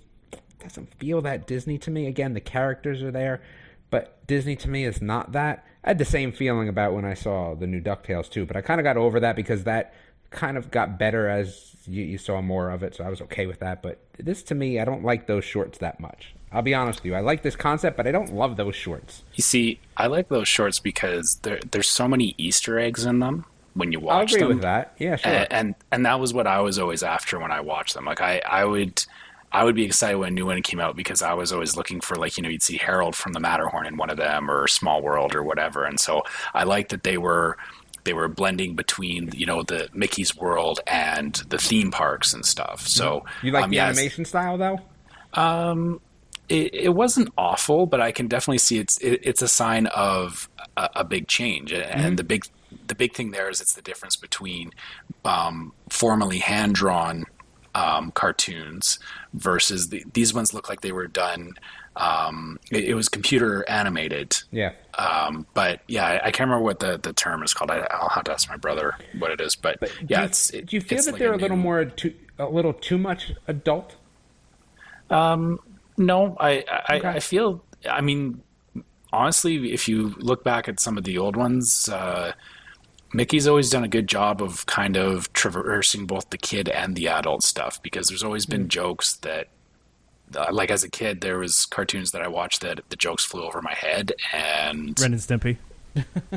Oh no, Ren and Stimpy was. I was a young adult at that point, so I was in tune with what they were saying. But I'm talking like even the old Mickey Mouse cartoons. Is that there was jokes? You're right. I would agree. For some unknown reason, being very self-centered, right? I feel like all Disney cartoons exist in the 80s, forever and ever, right? And that's the only cartoons that I'll take. This right? goes along Wonderful with World of Disney. Damon, this just goes along with your never change anything ever, though, right? So Exactly. I agree.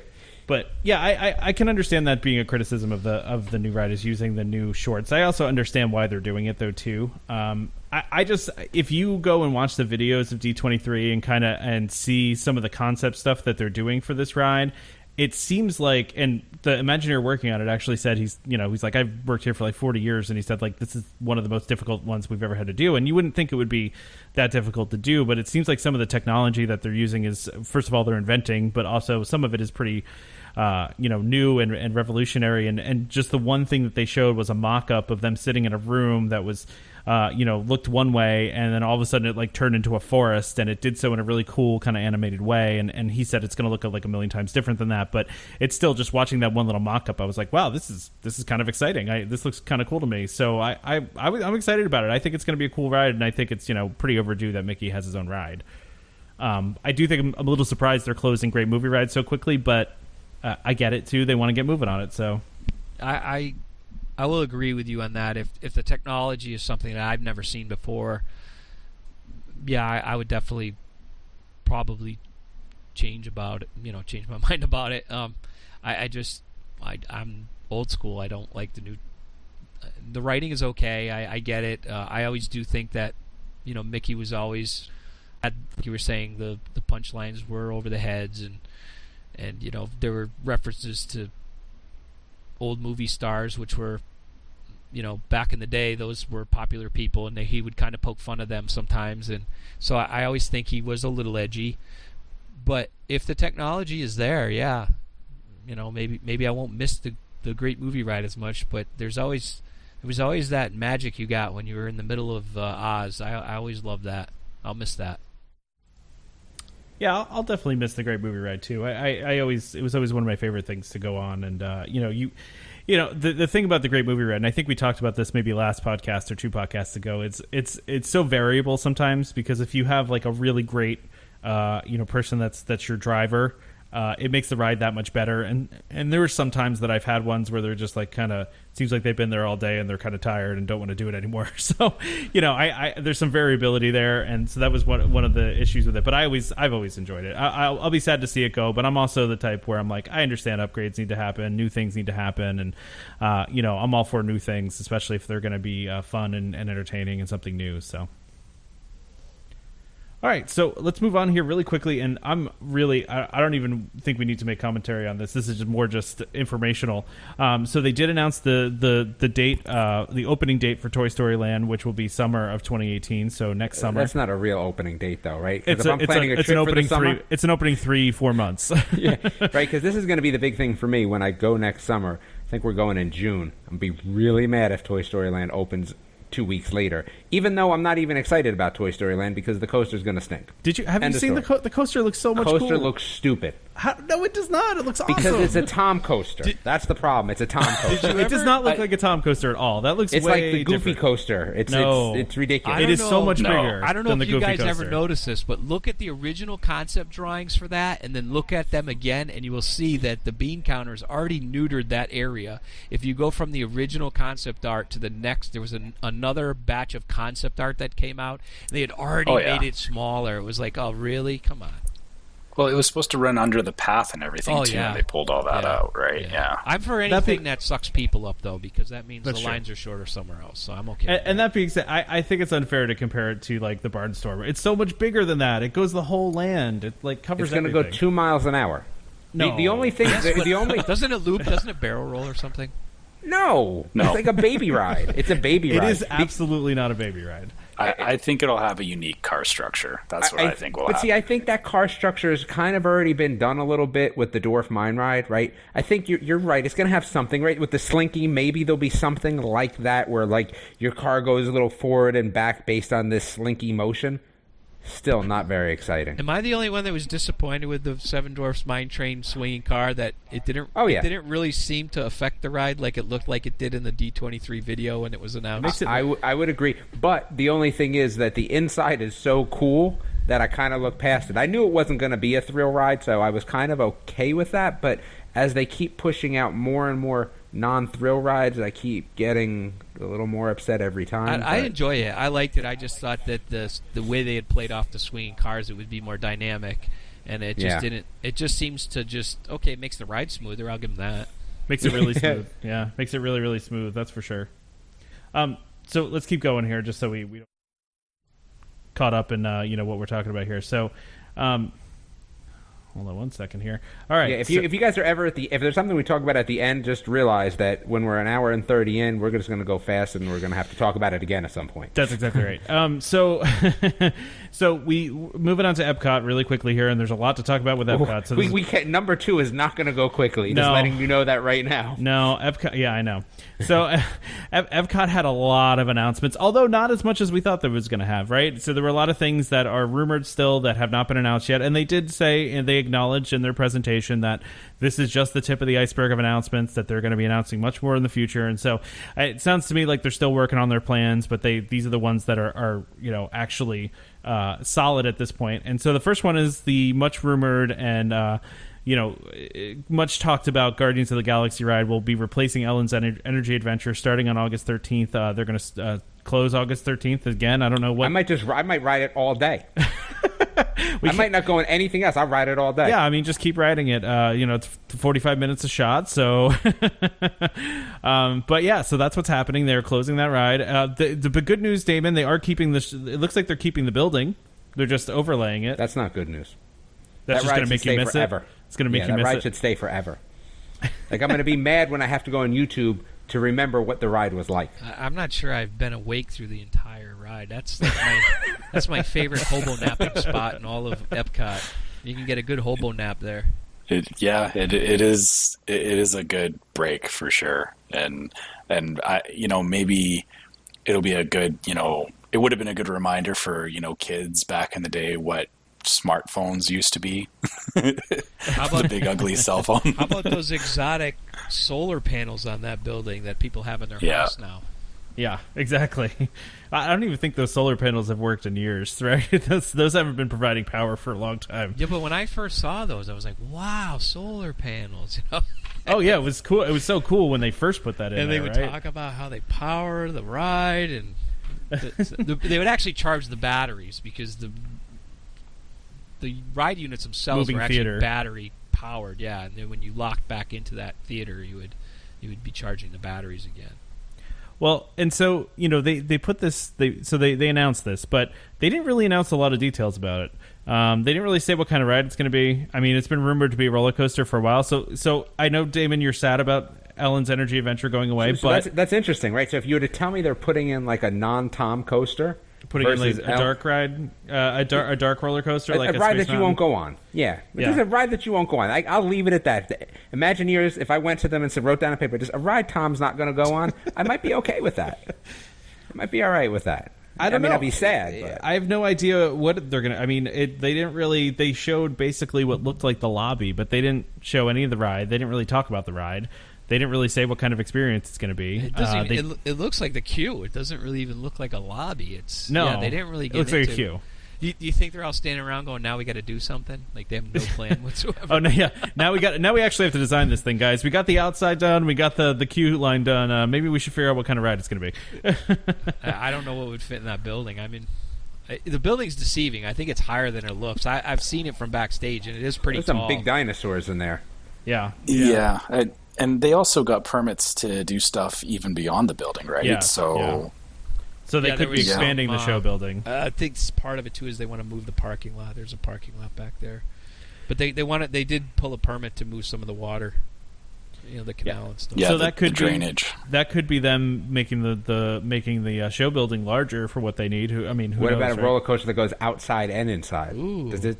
I'd be Just on board like with that. Track. Yeah, there you go. So when you're in the dark and you go out into the blazing sun, you can't see anything anyway. You just get completely blinded as you're going outside. And, all these great effects. And it has to close down when it's raining. Yes. Yeah, exactly. Another ride that closes when it rains. That actually, that's you said it's your favorite place for a nap. That was always our favorite place to go when it was raining because it's 45 minutes and the Florida storms, so Florida, half hour. So by the time you came back out, it was sunny again. Right. Well, now I have Dark Sky app, so if you don't have that app tells you when it's going to stop raining, so you can tour around it. Oh, it's only 20 minutes. We don't have to go to Ellen's. It's good to note on this though too, just so everybody knows it's not it's not going to be the same experience from California Adventure. It's not going to be it's not Tower of Terror. It's not Tower of Terror. It's a whole completely new thing. So, and they didn't announce an opening date. They just said it was going to be before the 50th, so before 2021. So we don't really have a lot of details on that, but we do know what they're going to do with that area. So. That's good to know. I think. Did you want to talk? I think it's good too because I just that ride is just so dated. It just needs an upgrade. Yeah, it does. And I'm sorry, David. Well, they could bring back Ellen and Bill Nye. How's that? I mean, maybe they will. Back. Now that would be an Easter egg. See, that would be an Easter egg. That'd be great if Ellen and Bill Nye were somehow involved in that ride. See, the issue I have is both Ellen and Bill Nye are still around in their respective roles, and it's different when you go to Dinosaur and you see Felicia Rashad, who's now I believe close to 70 maybe, but we don't see her anymore. So when we go on that ride, we don't remember that she's aged, but. Ellen's on our TVs every day, and when you get into that ride and you see Ellen, you're like, wow, look how young she is. And it just reminds you of how old the ride is. I'm always reminded about how old it is just based on the phone that she uses because she's got like the retractable like metal it's the 90s antenna. Phones. Yeah, it's the 90s cordless phones, right? Yeah. So anyway, Damon, was there anything else you want to mention about that? Do you want to have a moment of silence for I'm gonna have my own moment of silence on my birthday with my gold button because it's really my birthday on that. So Chris, just real quick, running joke is I don't like the buttons. Unless it's like truly that day that something's happening. I'm the same. Well, I swear people just do it to get free stuff. Mr. Tom here went on his anniversary and got a button 8 months later? We went to Disney to celebrate our anniversary. Right, but if you're celebrating your anniversary when it's not your anniversary, should you be allowed a button? So what I had said was there should be a special gold button, and that gold button is only if you can show proof that day is your birthday or that day is your anniversary. Yeah, I agree. Well, see, I got something on my side now. You know, to be honest, we actually didn't even really wear buttons when we were there this past time. I don't even remember that. So we went on a cruise. We went on a cruise a month before my birthday, and the cruise company had put a big magnet on my door wishing. It just said "Happy Birthday." It didn't have my name or anything on it. And I got back to the room, and I just said, I looked at my wife, and I go, "Why is this on here? They must have put it on the wrong door." And my wife said, "Well, it's your birthday." I go, I didn't even think of it. It was so, it was like a month away. I didn't even think of it. So that's how I am. Well, let's go on to the next topic here so we can keep it moving. The Ratatouille ride has been officially announced for the France Pavilion. It's going to exist in a section over to the right of where the Eiffel Tower is. They haven't said. They said it's going to be patterned around the ride at Disneyland Paris. So that doesn't mean it's going to be the exact same one. That makes me happier. That makes me sad. Why did you go on that ride? I think Chris went on that ride, right? No, when I love that ride. I watched it on YouTube. I've seen all the YouTubes. I don't like the fact that it's half in French and half in English. That does make it difficult to understand. But I love the queue. I like the fact that and for people who don't know, that the animals are trackless, and there is a section where they kind of run around, and because you're in a mouse. So is this going to be another neutered version of a good ride? Are we going to get, it's based on it? See, that's a good point, actually. I was thinking more that they were going to enhance on what they did, like make it even better. So I mean, from what I think they said in the presentation, it was still going to be the trackless technology and still be pretty much the same, but they didn't say that specifically, I don't think. So I just think it's a great way of updating and just bringing a classic dark ride back and making it new and fresh. I like the some of the effects in the Paris version where he's under the stove and you can actually see the fire above you. And for people who don't know, you're basically you're Ratatouille. You've been shrunk down. You're the size of a rat, and you're running through that kitchen and dodging the brooms and trying to stay hidden. And when they said, it's based on, I'm like, I could have taken a direct port, San French. Well, and the cool thing about it too, those trackless rides, it's kind of a different ride every time, right? Because your rat can go in different ways. And I think if you looked at the ride, I think there's at least one direction type thing where you go one way or the other, and then that big room they just kind of run around and you see other people and hopefully you don't run into anybody else. Yeah, and this is definitely. To me, this trackless ride system, it's the new Omni Mover, right? Because they did it with, they did it in Tokyo with Mystic Manor. Yep. Yeah. Ratatouille has it. Yeah. Also, the new one at DCA, the Luigi's Rollicking Roadsters, does that as well, and it actually does it. It's just like an open area, and it's just the cars dancing around each other. But even that, that's a pretty small implementation of it. Is that as boring as it looks? It's better than the previous one, which was basically a giant air hockey table. So, well, it's it's a kid ride, though, right? It's not. It's not meant to be you've got that, and then you've got Radiator Springs Racers right next to it. Like, you can't compete. So it's definitely meant to be like another, like a teacups or something that just, like you said, sucks people up. And do you think that this trackless system, they can adjust capacity? Like if it's really busy, they can maybe not have the rodent run around so much in that open room, or maybe take a shorter path, or maybe go a little faster in certain areas. Well, it also leaves them open to, you can bring more cars in, you can pull more cars in and pull them off a lot easier than on a track ride, right? Because they probably just have a bank off to the side and they say throw in 10 more cars, and then suddenly you've got 10 more people going through per cycle. It's got to increase flexibility. Yeah, for sure. I just hope it's not so neutered or watered down. Maybe we'll get a better version. I don't know. Again, I'm a pessimist. I have high hopes for this one. I do. I guess part of the problem is how much room do they really have back there before you run in? Remember, there's a canal back there, and then then you have boardwalk. So how much room is back there is another question. That's a good question. I'm not really sure what we're going to see from that, and I guess we'll have to stay tuned for that one, because I think they said they were going to give more details too. So I do not want to spend a lot of time on this particular topic, because I'm sure Damon's probably already sleeping from the Ratatouille ride. So, Yeah. The China Pavilion will be getting a new Circle Vision 3D film. They've upgraded the technology, so if you've ever seen it before, it's you can see the gaps in between each individual screen and each individual camera. They're going to have one that's completely seamless all the way around, so that's cool. But that's probably not one we want to talk a lot about. But so that's something that's going to be happening. But missions, as far as World Showcase goes, that's all they updated us on. But they did say they have a lot more in store for World Showcase that they are not ready to announce yet. So I anticipate within the next over the next year or so here, we're going to hear a lot more about what they're going to do with World Showcase. So they seem committed to upgrading. Brazil, and what else? What else are we going to get? Possibly new rides. There was talk of adding new rides to some of the other ones. Maybe an overlay of kind of some of the stuff we talked about in the last episode. Some of the different things that they're going to do over there. So, but let's move on so we can keep going here because we're kind of running out of time. So, Mission Space. So Mission Space has been closed now for quite a few months. And what we found out why, everybody kind of assumed that they were going to be, doing some upgrades to it. And what we found out is that there is a new mission now on the green side of Mission Space, which is going to be, instead of going to Mars, you're going to be traveling around the Earth as opposed to, and they kind of described it as like Soren, but in space.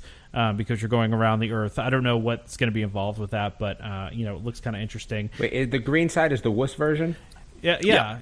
It's the one that doesn't spin. That's the version I would go on. I'm with you, Chris. And I've only been on it once, so now I'll have a reason to go on it again. I've never done the green side. I've always done the orange. So now you can do both. I can't. Yeah, now I have a reason. I have a reason to do both. So, and that's kind of, I think that's what they were going for here, is to give people a reason to either do both, or like have the green version, which is like kind of introducing the kids to the ride, and then maybe go on the orange one if they're a little more daring. But the orange side did also get updated as well. It's still a mission to Mars, but they've upgraded the screens and they've upgraded the graphics too. So yeah, so I think it's good. It's a good thing that they upgraded those. Damon, are you gonna test it out when you're there? I'm thinking about that. I don't know. I don't know how to answer you with that one yet. I don't know. Well, I changed one side, not the other.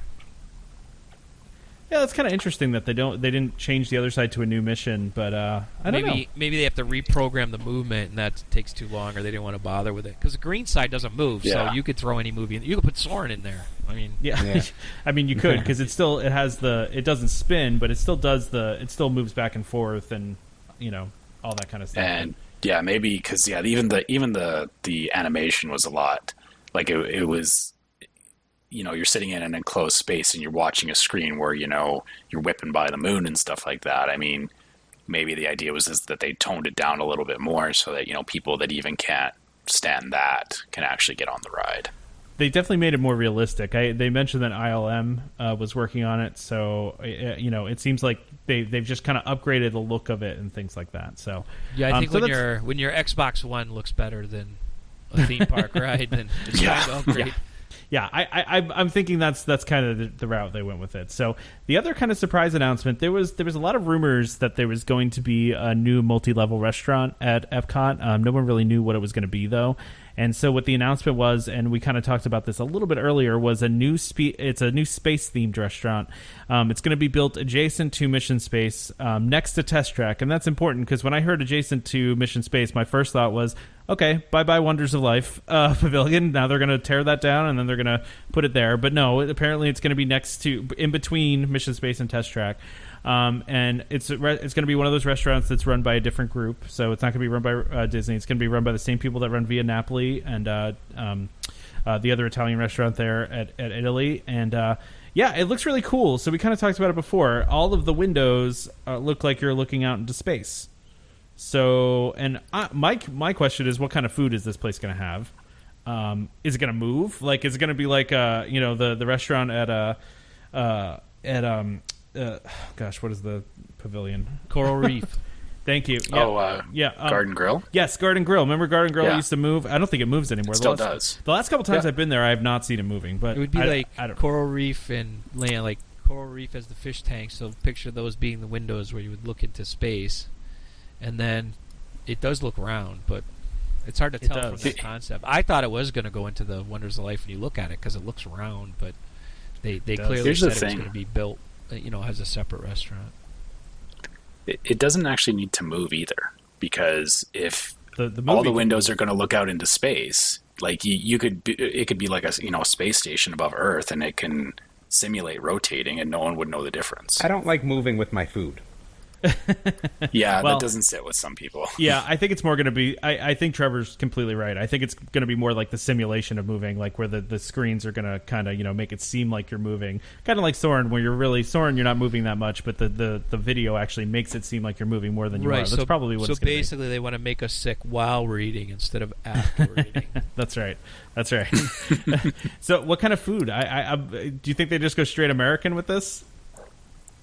No, they'll take all the freeze-dried stuff that's in the when you get off mission space. Ice cream. Yeah, I want ice cream. You want astronaut ice cream? I do. That's really no. I have no idea. I mean, you're right. They could go any way with that. Or did they try to go like the Pandora route, where they try to make like freaky space food? Yeah, I don't think they'll so. do that. I think it'll be maybe sponsored by Tang. Everything with Tang chicken, Tang this. I love Tang. That's so funny you bring that up, Chris, because I could, now that you say that, I almost guarantee, like what Damon just said, there's going to be some sort of dish that's like has a Tang flavored sauce of some sort. It has to. It's the only thing that makes sense. I'd be okay with that, though. I'd be okay with that. Yeah, and desserts are space ice cream, like you said. All right, well, we'll move on from that so we can start to finish. And they really made a point to say that this is just the tip of the iceberg for Epcot. They did show some concept art of what the new, like when you walk in is going to be the new entrance. And there's some things to be gained from that, but it is just concept art. So, how accurate is it really? But in that concept art, it looks like the Innovations buildings don't exist anymore based on that concept art. So nothing's in them now anyway. Yeah, there's character meet and greets, but yeah, you're right. There really isn't anything in them. The best thing that they had was, like I said, that roller coaster thing. That's gone. Yeah. That was cool. And then what was the light one again? I kept forgetting what it was, where they could draw with the light things. It was sponsored by like DuPont or something. They have like a paint color one. Yeah, they have the light. That's the only one that's left in there. Okay. The original Genesis project, which was announced in 2003, the big rumor, they actually kept the buildings, but they broke them up into separate buildings. They took out, the walkthrough areas, and then put trees in everywhere. That was because everybody complains about the sun. And they've added some trees now, especially in that center area with I kind of call it the hourglass, where you're walking through that narrow part towards World Showcase. So it will be interesting to see what they do and see how it kind of conforms to that original announcement in 2003 of what the Genesis project was going to do to Epcot. Yeah, it really should be interesting to see what they actually do with the opening. And like I said, they really teased it and were like, there's a lot more to come. We have a lot more plans. I'm guessing either A, they didn't have time, or B, they want to, they want to have more time to refine the plans and make sure everything's finalized and all that type of stuff. Well, they keep talking about fixing Epcot. Epcot was never running. It never really worked as a concept to start with. It was always being tweaked, and I just, at this point, they really want to try to do something that they don't have to keep redoing. Exactly. Yeah, that's you always talk about the Tomorrowland problem. It's kind of the same problem at Epcot, right? It's not the future. When the future comes up really quickly, like they have to keep updating it so often because your conception of the future catches up with the present, pretty quickly. So anyway, let's move on from Epcot. I'm sure there'll be future episodes where we talk a lot about Epcot when there's more announcements. So we're going to make this really quick because we've talked about the gondolas before, but the gondolas were officially announced. It's going to be called the Disney Skyliner, which I am pretty psyched about. I think it's going to be pretty cool. So it's called Disney Skyliner. It's going to connect Art of Animation, Pop Century, Caribbean Beach, the new Disney Riviera Hotel, as well as Disney Hollywood Studios, and the International Gateway at Epcot. This is already under construction, so they're already working on this. And and from what the pictures they showed, it looks like the gondolas are going to have like some characters in them as well. So they're going to make them very, very Disney, of course. So I had kind of written down, do you guys feel like this makes Riviera a much more attractive DVC resort, and truthfully the other resorts too? For me, totally, because I love I mean, I missed the Skyway back in Disneyland, and I love the fact that they're bringing it back in a new form, and the fact that it's actually the mode of transportation between multiple resorts. It kind of feels like they're like, you've got the monorail loop resorts. It feels like they're trying to establish a new loop, and I would definitely, I mean, for me as a DVC member, I would love to have points, on both of those loops, so I could kind of move between them how I see fit. Yeah, that's true, and I see a lot of this too as preparation for the massive amount of people that are going to go to Star Wars Land, right? I mean, there's no way that the bus system as it's set up now could handle all the people that are going to be going to Star Wars. Oh yeah, it'll be bonkers for sure. So yeah, and also too is like the monorail sound. It would be awesome to have the monorail everywhere, but you can't do that, right? Like we talked about that. Is that this seems like a much nicer solution to it, and I'm glad that they specifically said that the new DVC resort is going to have it. How tall are they going to be? How high in the air will you be? I don't think they've said that yet, but yeah, I don't. I think there's going to be people that won't go on it because of that. Yeah, and I was Tom, wondering. I don't even know. Are you going to go on it? I don't particularly love heights, but in that particular kind of situation, the gondolas that they're going to be using, I mean, a pretty well-known gondola construction company is building these for them, and I would assume they're pretty safe. So, I'm not talking even about safe, just the height. You know what I mean? Like some people just don't like the height. Well, that makes me wonder if they're not going to make it like exclusive. Like at the monorail resorts, you can't really take a bus to Magic Kingdom. I can't see them just completely removing. I don't know. I could be wrong. Just completely removing the option for other transportation. Yeah, I don't see them being high volume enough to do that. But I mean, as far as the height goes, like to me, I live on the edge of the Rocky Mountains, and I've ridden gondolas that literally go up the side of a mountain. So, I mean, even if these things are, 30, 40 feet in the air, it doesn't bother me that much. And yeah, I guess if you're really that freaked out about it, I mean, you can always, close your eyes and wait the 5 minutes till it's done or whatever. Some people can't do that, though. That's true. I'll enjoy the views, that's for sure. I guess my issue with it is I'm old school sightline, and Disney's just seemed to have gone away from the whole controlled environment. And you'll definitely be able to spot these things, and you'll definitely be able to see things while you're in them that you probably weren't originally supposed to be seeing. Ruining the magic a little bit. A little bit, yeah. But I've always felt that way with the monorail at Epcot, though, right? When you drive around when you go around that big monorail loop, you can see a lot of backstage stuff. True. But I've always thought it was interesting they let you see that. Putting the garbage out at Caribbean Beach. Or... I know what you mean. I know totally what you mean. And in fact, I think I actually brought that up when this was first rumored. Is it going to ruin kind of like the skyline behind Epcot there? Like, because you have that whole view Who's of to say there won't be screens in the Skyliners? Who's to say you're going to be able to see anything?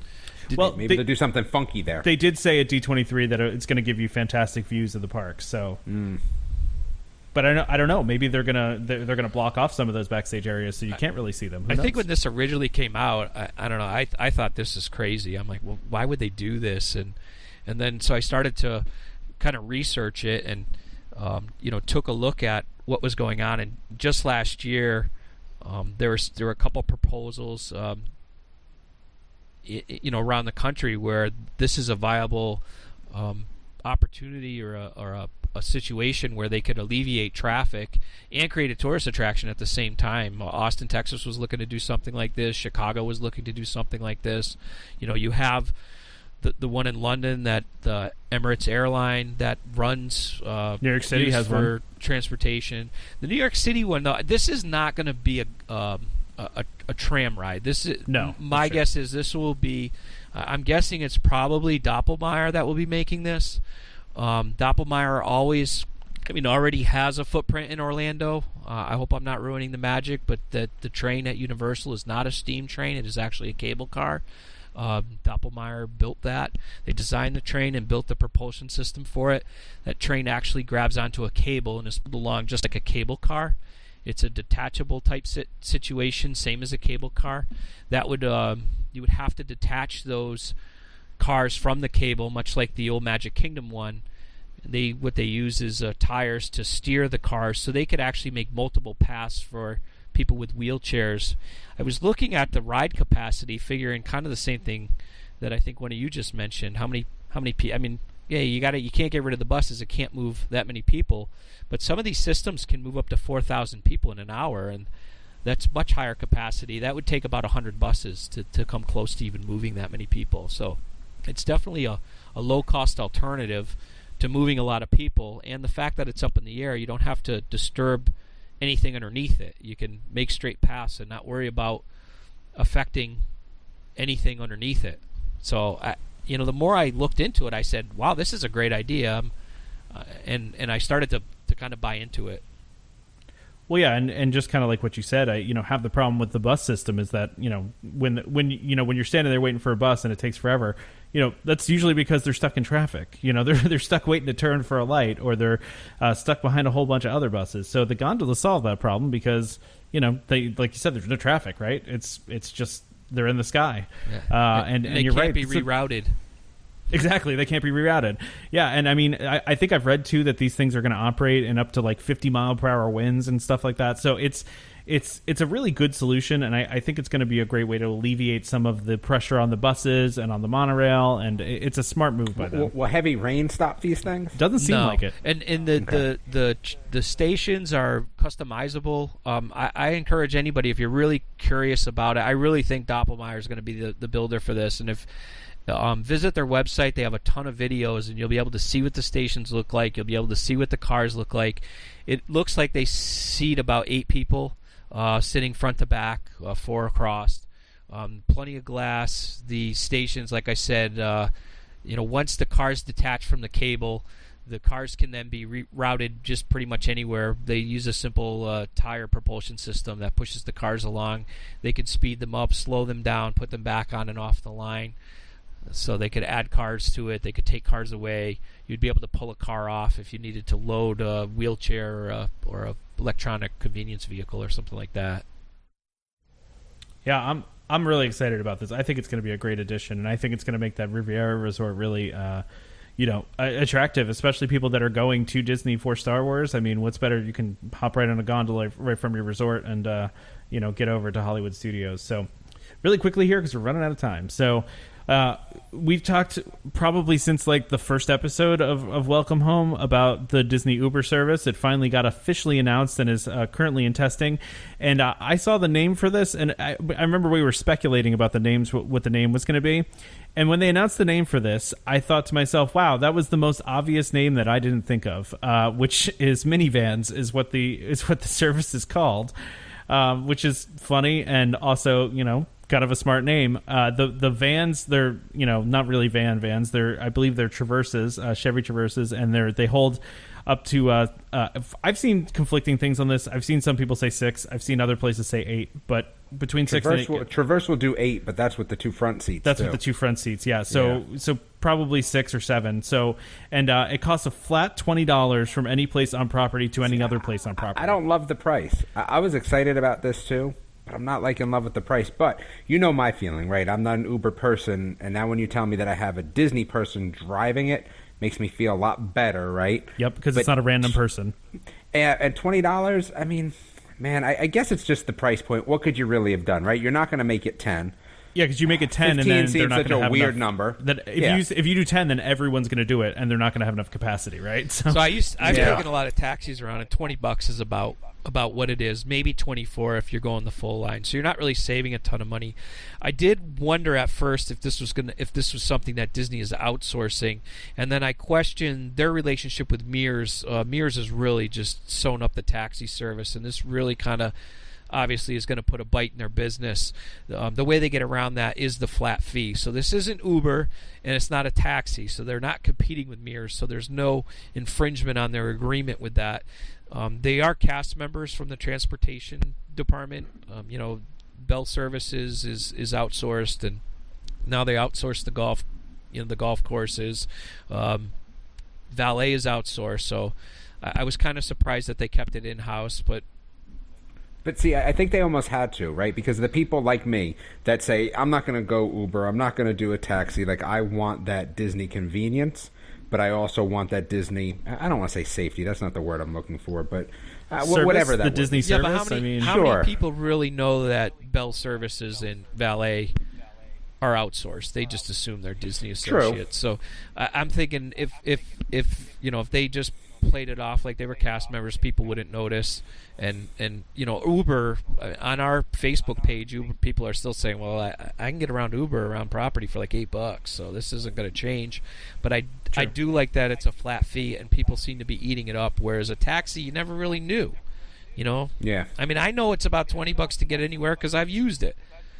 Yeah. But a lot of people don't. I'm going to try this out when I'm there. I can't, I mean, for me, it doesn't make sense. I'll be at Boardwalk to use it to go to Epcot, right? That doesn't make sense. But maybe just to go to Animal Kingdom to get a feel for it, I might try it. Damon, I'd say you use it to go to Disney Springs, because if you're going to go to Disney Springs, it could be a little bit of a pain from the resort. You have to kind of... Yeah, that is true, because I actually will need to go to Disney Springs at some point. Yeah, that's what I'd use it for.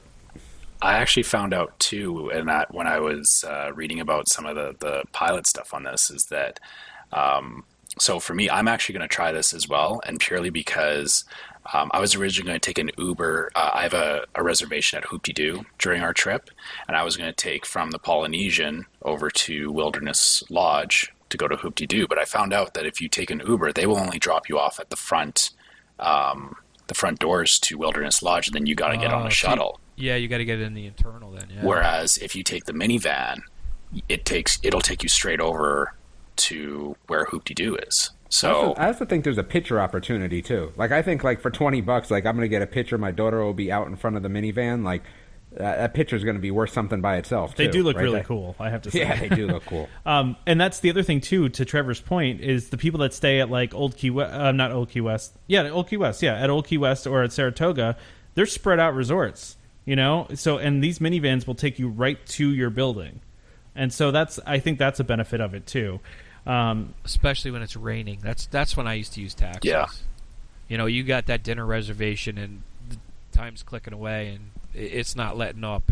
And some of the buses, you got to change buses and you're going to get wet. So we would always take a taxi. I think the convenience, even though it's $20, I can't see this not being super popular. And I think it's also right that $20, depending on how many people you have, it starts to lessen the bad feeling of money when you have 5 or 6 people. Yeah, I will say that the vans, we've shared. Listen, I'm a friendly person, right? We've been at the Wilderness Lodge, and there's other families waiting for cabs, and we'd say, well, if you have a van, we'll just split it, and they would jack it up a little bit. They would kind of break it down by groups of people. Oh, you pay this much, you pay that much, and that's not going to happen with the minivan. Yeah. So, hey, if you're just two of you, and there's two people standing next to you and they're dressed up and they're going to dinner, find out where they're going. You might be able to share a ride. Then it's even cheaper for both of you. Plus the minivan drivers are very knowledgeable. I've heard a lot of it is kind of, you can ask them questions and they're very knowledgeable about the resort and about, where you're going. So like there's also, you got that built in too. Not to say that an Uber driver wouldn't be, but you're talking about a cast member that knows a lot about, that are trained specifically to answer your questions too. So I think that's a benefit of it too, especially if you've never been to Disney before or you don't know a lot about it and you have a lot of questions. It's a good person to ask, right? So we got to move on from this because we're really out of time. So we've already hit the record for our longest podcast ever. So I mean, the only thing we're going to talk about next is Disneyland. So who cares? Well, really, right? So let's leave Disneyland and California Adventure for next week. Sorry, Trevor. But we'll talk. I'm not offended. Okay, good. Okay, so we'll talk about those next week because those are lesser, kind of. And by next week, Tom means in 2 weeks. Just so yes, everyone's I'm sorry, on the 2 same weeks. Yes, correct. So really quickly, what wasn't announced, right? So we didn't get we talked about all these things last week, right? And so we don't know really what's happening with the entrance to Epcot. They showed a picture of it, but they didn't really say what they're doing specifically. We don't know the future of Interventions. Again, it was in the graphic that they showed. Nothing about the Imagination Pavilion, which I'm pretty surprised about. We heard nothing about what they're doing with the Wonders of Life building, which we all assume is going to get torn down at some point, right? Just a guess. We don't know anything about any new countries in the World Showcase or anything else that they're going to put out there, rides, anything like that. We talked about a rumor of a redesign of, Living Seas. Didn't hear anything about that. Nothing about Illuminations. Nothing about Spaceship Earth. There was a big rumor that came out right before D23 about his Utopia Land, the Animal Kingdom. Nothing about that. Surprisingly, nothing about the fate of Stitch's Great Escape. Which is crazy. Which is so crazy. I heard they're turning it back into Alien. That's just what I heard. As I've said many times, they should do that, and they should put it at Hollywood Studios. I just always felt like it was out of place at Magic Kingdom, but that's just me. So, because I think it would be great over at Hollywood Studios, but that's neither here nor there. That's a whole nother podcast, right? So we didn't get any of those things, and so hopefully over the next couple weeks and months here, we're going to hear more about that. So I don't know if you guys were disappointed about not hearing about any of that, but I kind of was, especially with Stitch's Great Escape, considering it's been in seasonal operation now for quite a while.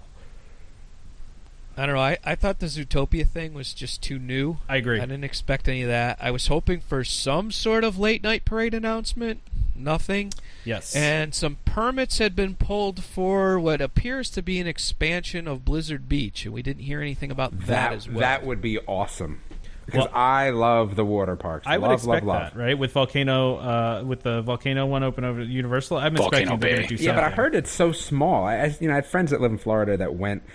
I just heard it's small, right? You can see Route 4 right from there, right? Like it doesn't have that. And you can see it from Route 4. I think that's a plus because I'm looking to move to Davenport, and if I'm there, I can tell when it's time to leave or not, and how bad the traffic is. There you go. Yeah, you go to the top of the slide, and you can see how bad the traffic is, right? So what's the word though on the new Falls ride over at the other water park? Misadventure. Yeah, whatever Falls. it is. Yeah, it's a family. It seems to be very positive. Okay. I've heard it's gotten good reviews. Yeah, Chris, when I go in August, I'm making this weird trip. I had extra points that I probably should have sold that I didn't. We're just going Pandora, Epcot. So I would love to get to that new water ride, but it's not going to be this time. Well, I'll be there in September, so I'll be able to tell you about. Are you a water ride person? Oh yeah, we're doing both water parks, so awesome. Yeah, I'll be all over it. The only thing I hate about water parks is all the waiting. So.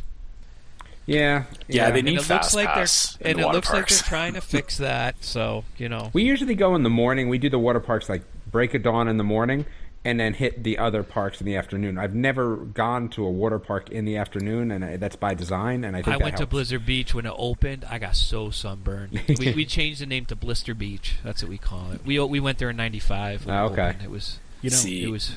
Go ahead, Charles. And me being a Canadian, I will go during the most when it's cold for everyone else. It's still summer weather for me. So yeah, I'll avoid the hottest part of the day. I like the whole tropical feel of Typhoon Lagoon, even though the rides are older and they're not as updated. But I do like the. Have you ever rented those cabana things? Those things look kind of cool too. I'd like to do that one day. No, I haven't been able to do that yet. They're a little pricey. Yeah, and I'd have to stay the whole day there to make it worthwhile. Like I said, we just do a couple hours in the morning and then leave. Yeah. All right. Well, anybody else? Any of you guys? Wait, are you going to talk about Chef Mickey? Yeah, we can talk about that super briefly. And I think the other two things we have on here about it should Max relocate Pass, to never coming back. Let's. I'm with Damon on that. I heard the other podcast, and we had eaten there. We had eaten there last August, and the food is just horrible. Thank you. Please. In fact, when they said, "Oh, it's going to close down," I'm thinking roaches. Yeah. Well, it seems like so. The reason why we had that on the list is because we talked about that relocation on the last podcast, and it actually got canceled. So I guess they're going to be able to do the refurbishment while they're also in there too. So I like Chef Mickey's, but that's just me. So we could talk about the Disneyland stuff in the next episode with Max Pass launching and Fantasmic coming back. So anybody else want to mention anything else before we wrap this thing up about what wasn't announced? Any disappointments there? I was honestly wanting to hear about what was going to happen with Illuminations because that is my favorite nighttime show, and I know it needs to be updated and needs for something new. So I was kind of sad not to hear anything, and also kind of sad not to hear anything about Imagination Pavilion either. So nothing else. Nope, nobody cares. All right, good times. They'll just make Imagination Pavilion worse. That's their track record. Let's hope they make it better. I'm feeling positive about this, Chris. I'm feeling positive. So at least we can get back upstairs as DVC members. That's right. Where do you own, by the way, Chris? Before we wrap this up, we always talk about where we own. I bought in 2001. I own Villas at Wilderness Lodge now, aka Boulder Ridge. My favorite resort. I love Wilderness Lodge. So anyway, let's Trevor, you want to go ahead and wrap us up here? Sure. All right, so for anyone out there that wants to get a hold of us, you can find us via email at welcomehomepodcast@gmail.com. We also have our website, which is www.welcomehomepodcast.com, where you can always find updates on when the podcasts come out and whatnot. We're always looking for more questions and comments for our listeners. So everybody who does send in those emails and those comments, thank you very much. Even if you're correcting us for saying something wrong. Well, but that's good because we want to make sure that we're making good information, right? So yeah, please help us help you. You can also find us on Facebook at Welcome Home Podcast. You can find us on Twitter at Welcome Home Pod and Instagram at Welcome Home Pics. If you happen to subscribe to our podcast via iTunes, we do also appreciate reviews on there as well. So please leave us a review as you're subscribing to the podcast. Yeah, and don't forget to subscribe to Welcome Home Podcast so you can be reminded every time we release a new episode. As you know, Trevor kind of mentioned, you can find us on iTunes, on Google Play Music, on TuneIn, on Stitcher. Just about any place you can find podcasts, we are available. So just look for us there, search for Welcome Home, we'll pop right up.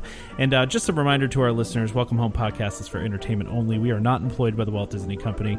And as such, any opinions that we express on this show are our own. So if you have any questions about anything we've said on here, please contact a DVC representative or talk to a cast member, call Disney up, and you can find more information about that. So you can find me on PrinceCharmingVacations.com for all your Disney vacation planning needs. Damon?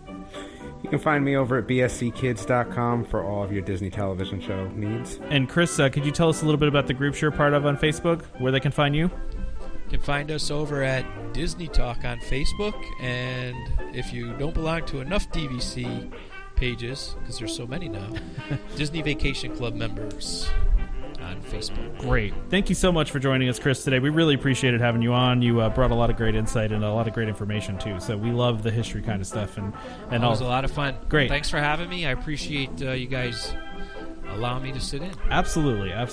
Thank you guys so much for listening to Welcome Home Podcast and sticking with us for over 2 hours here on this episode. Join us next time for more Disney parks and discussion and, of course, more Disney Vacation Club talk.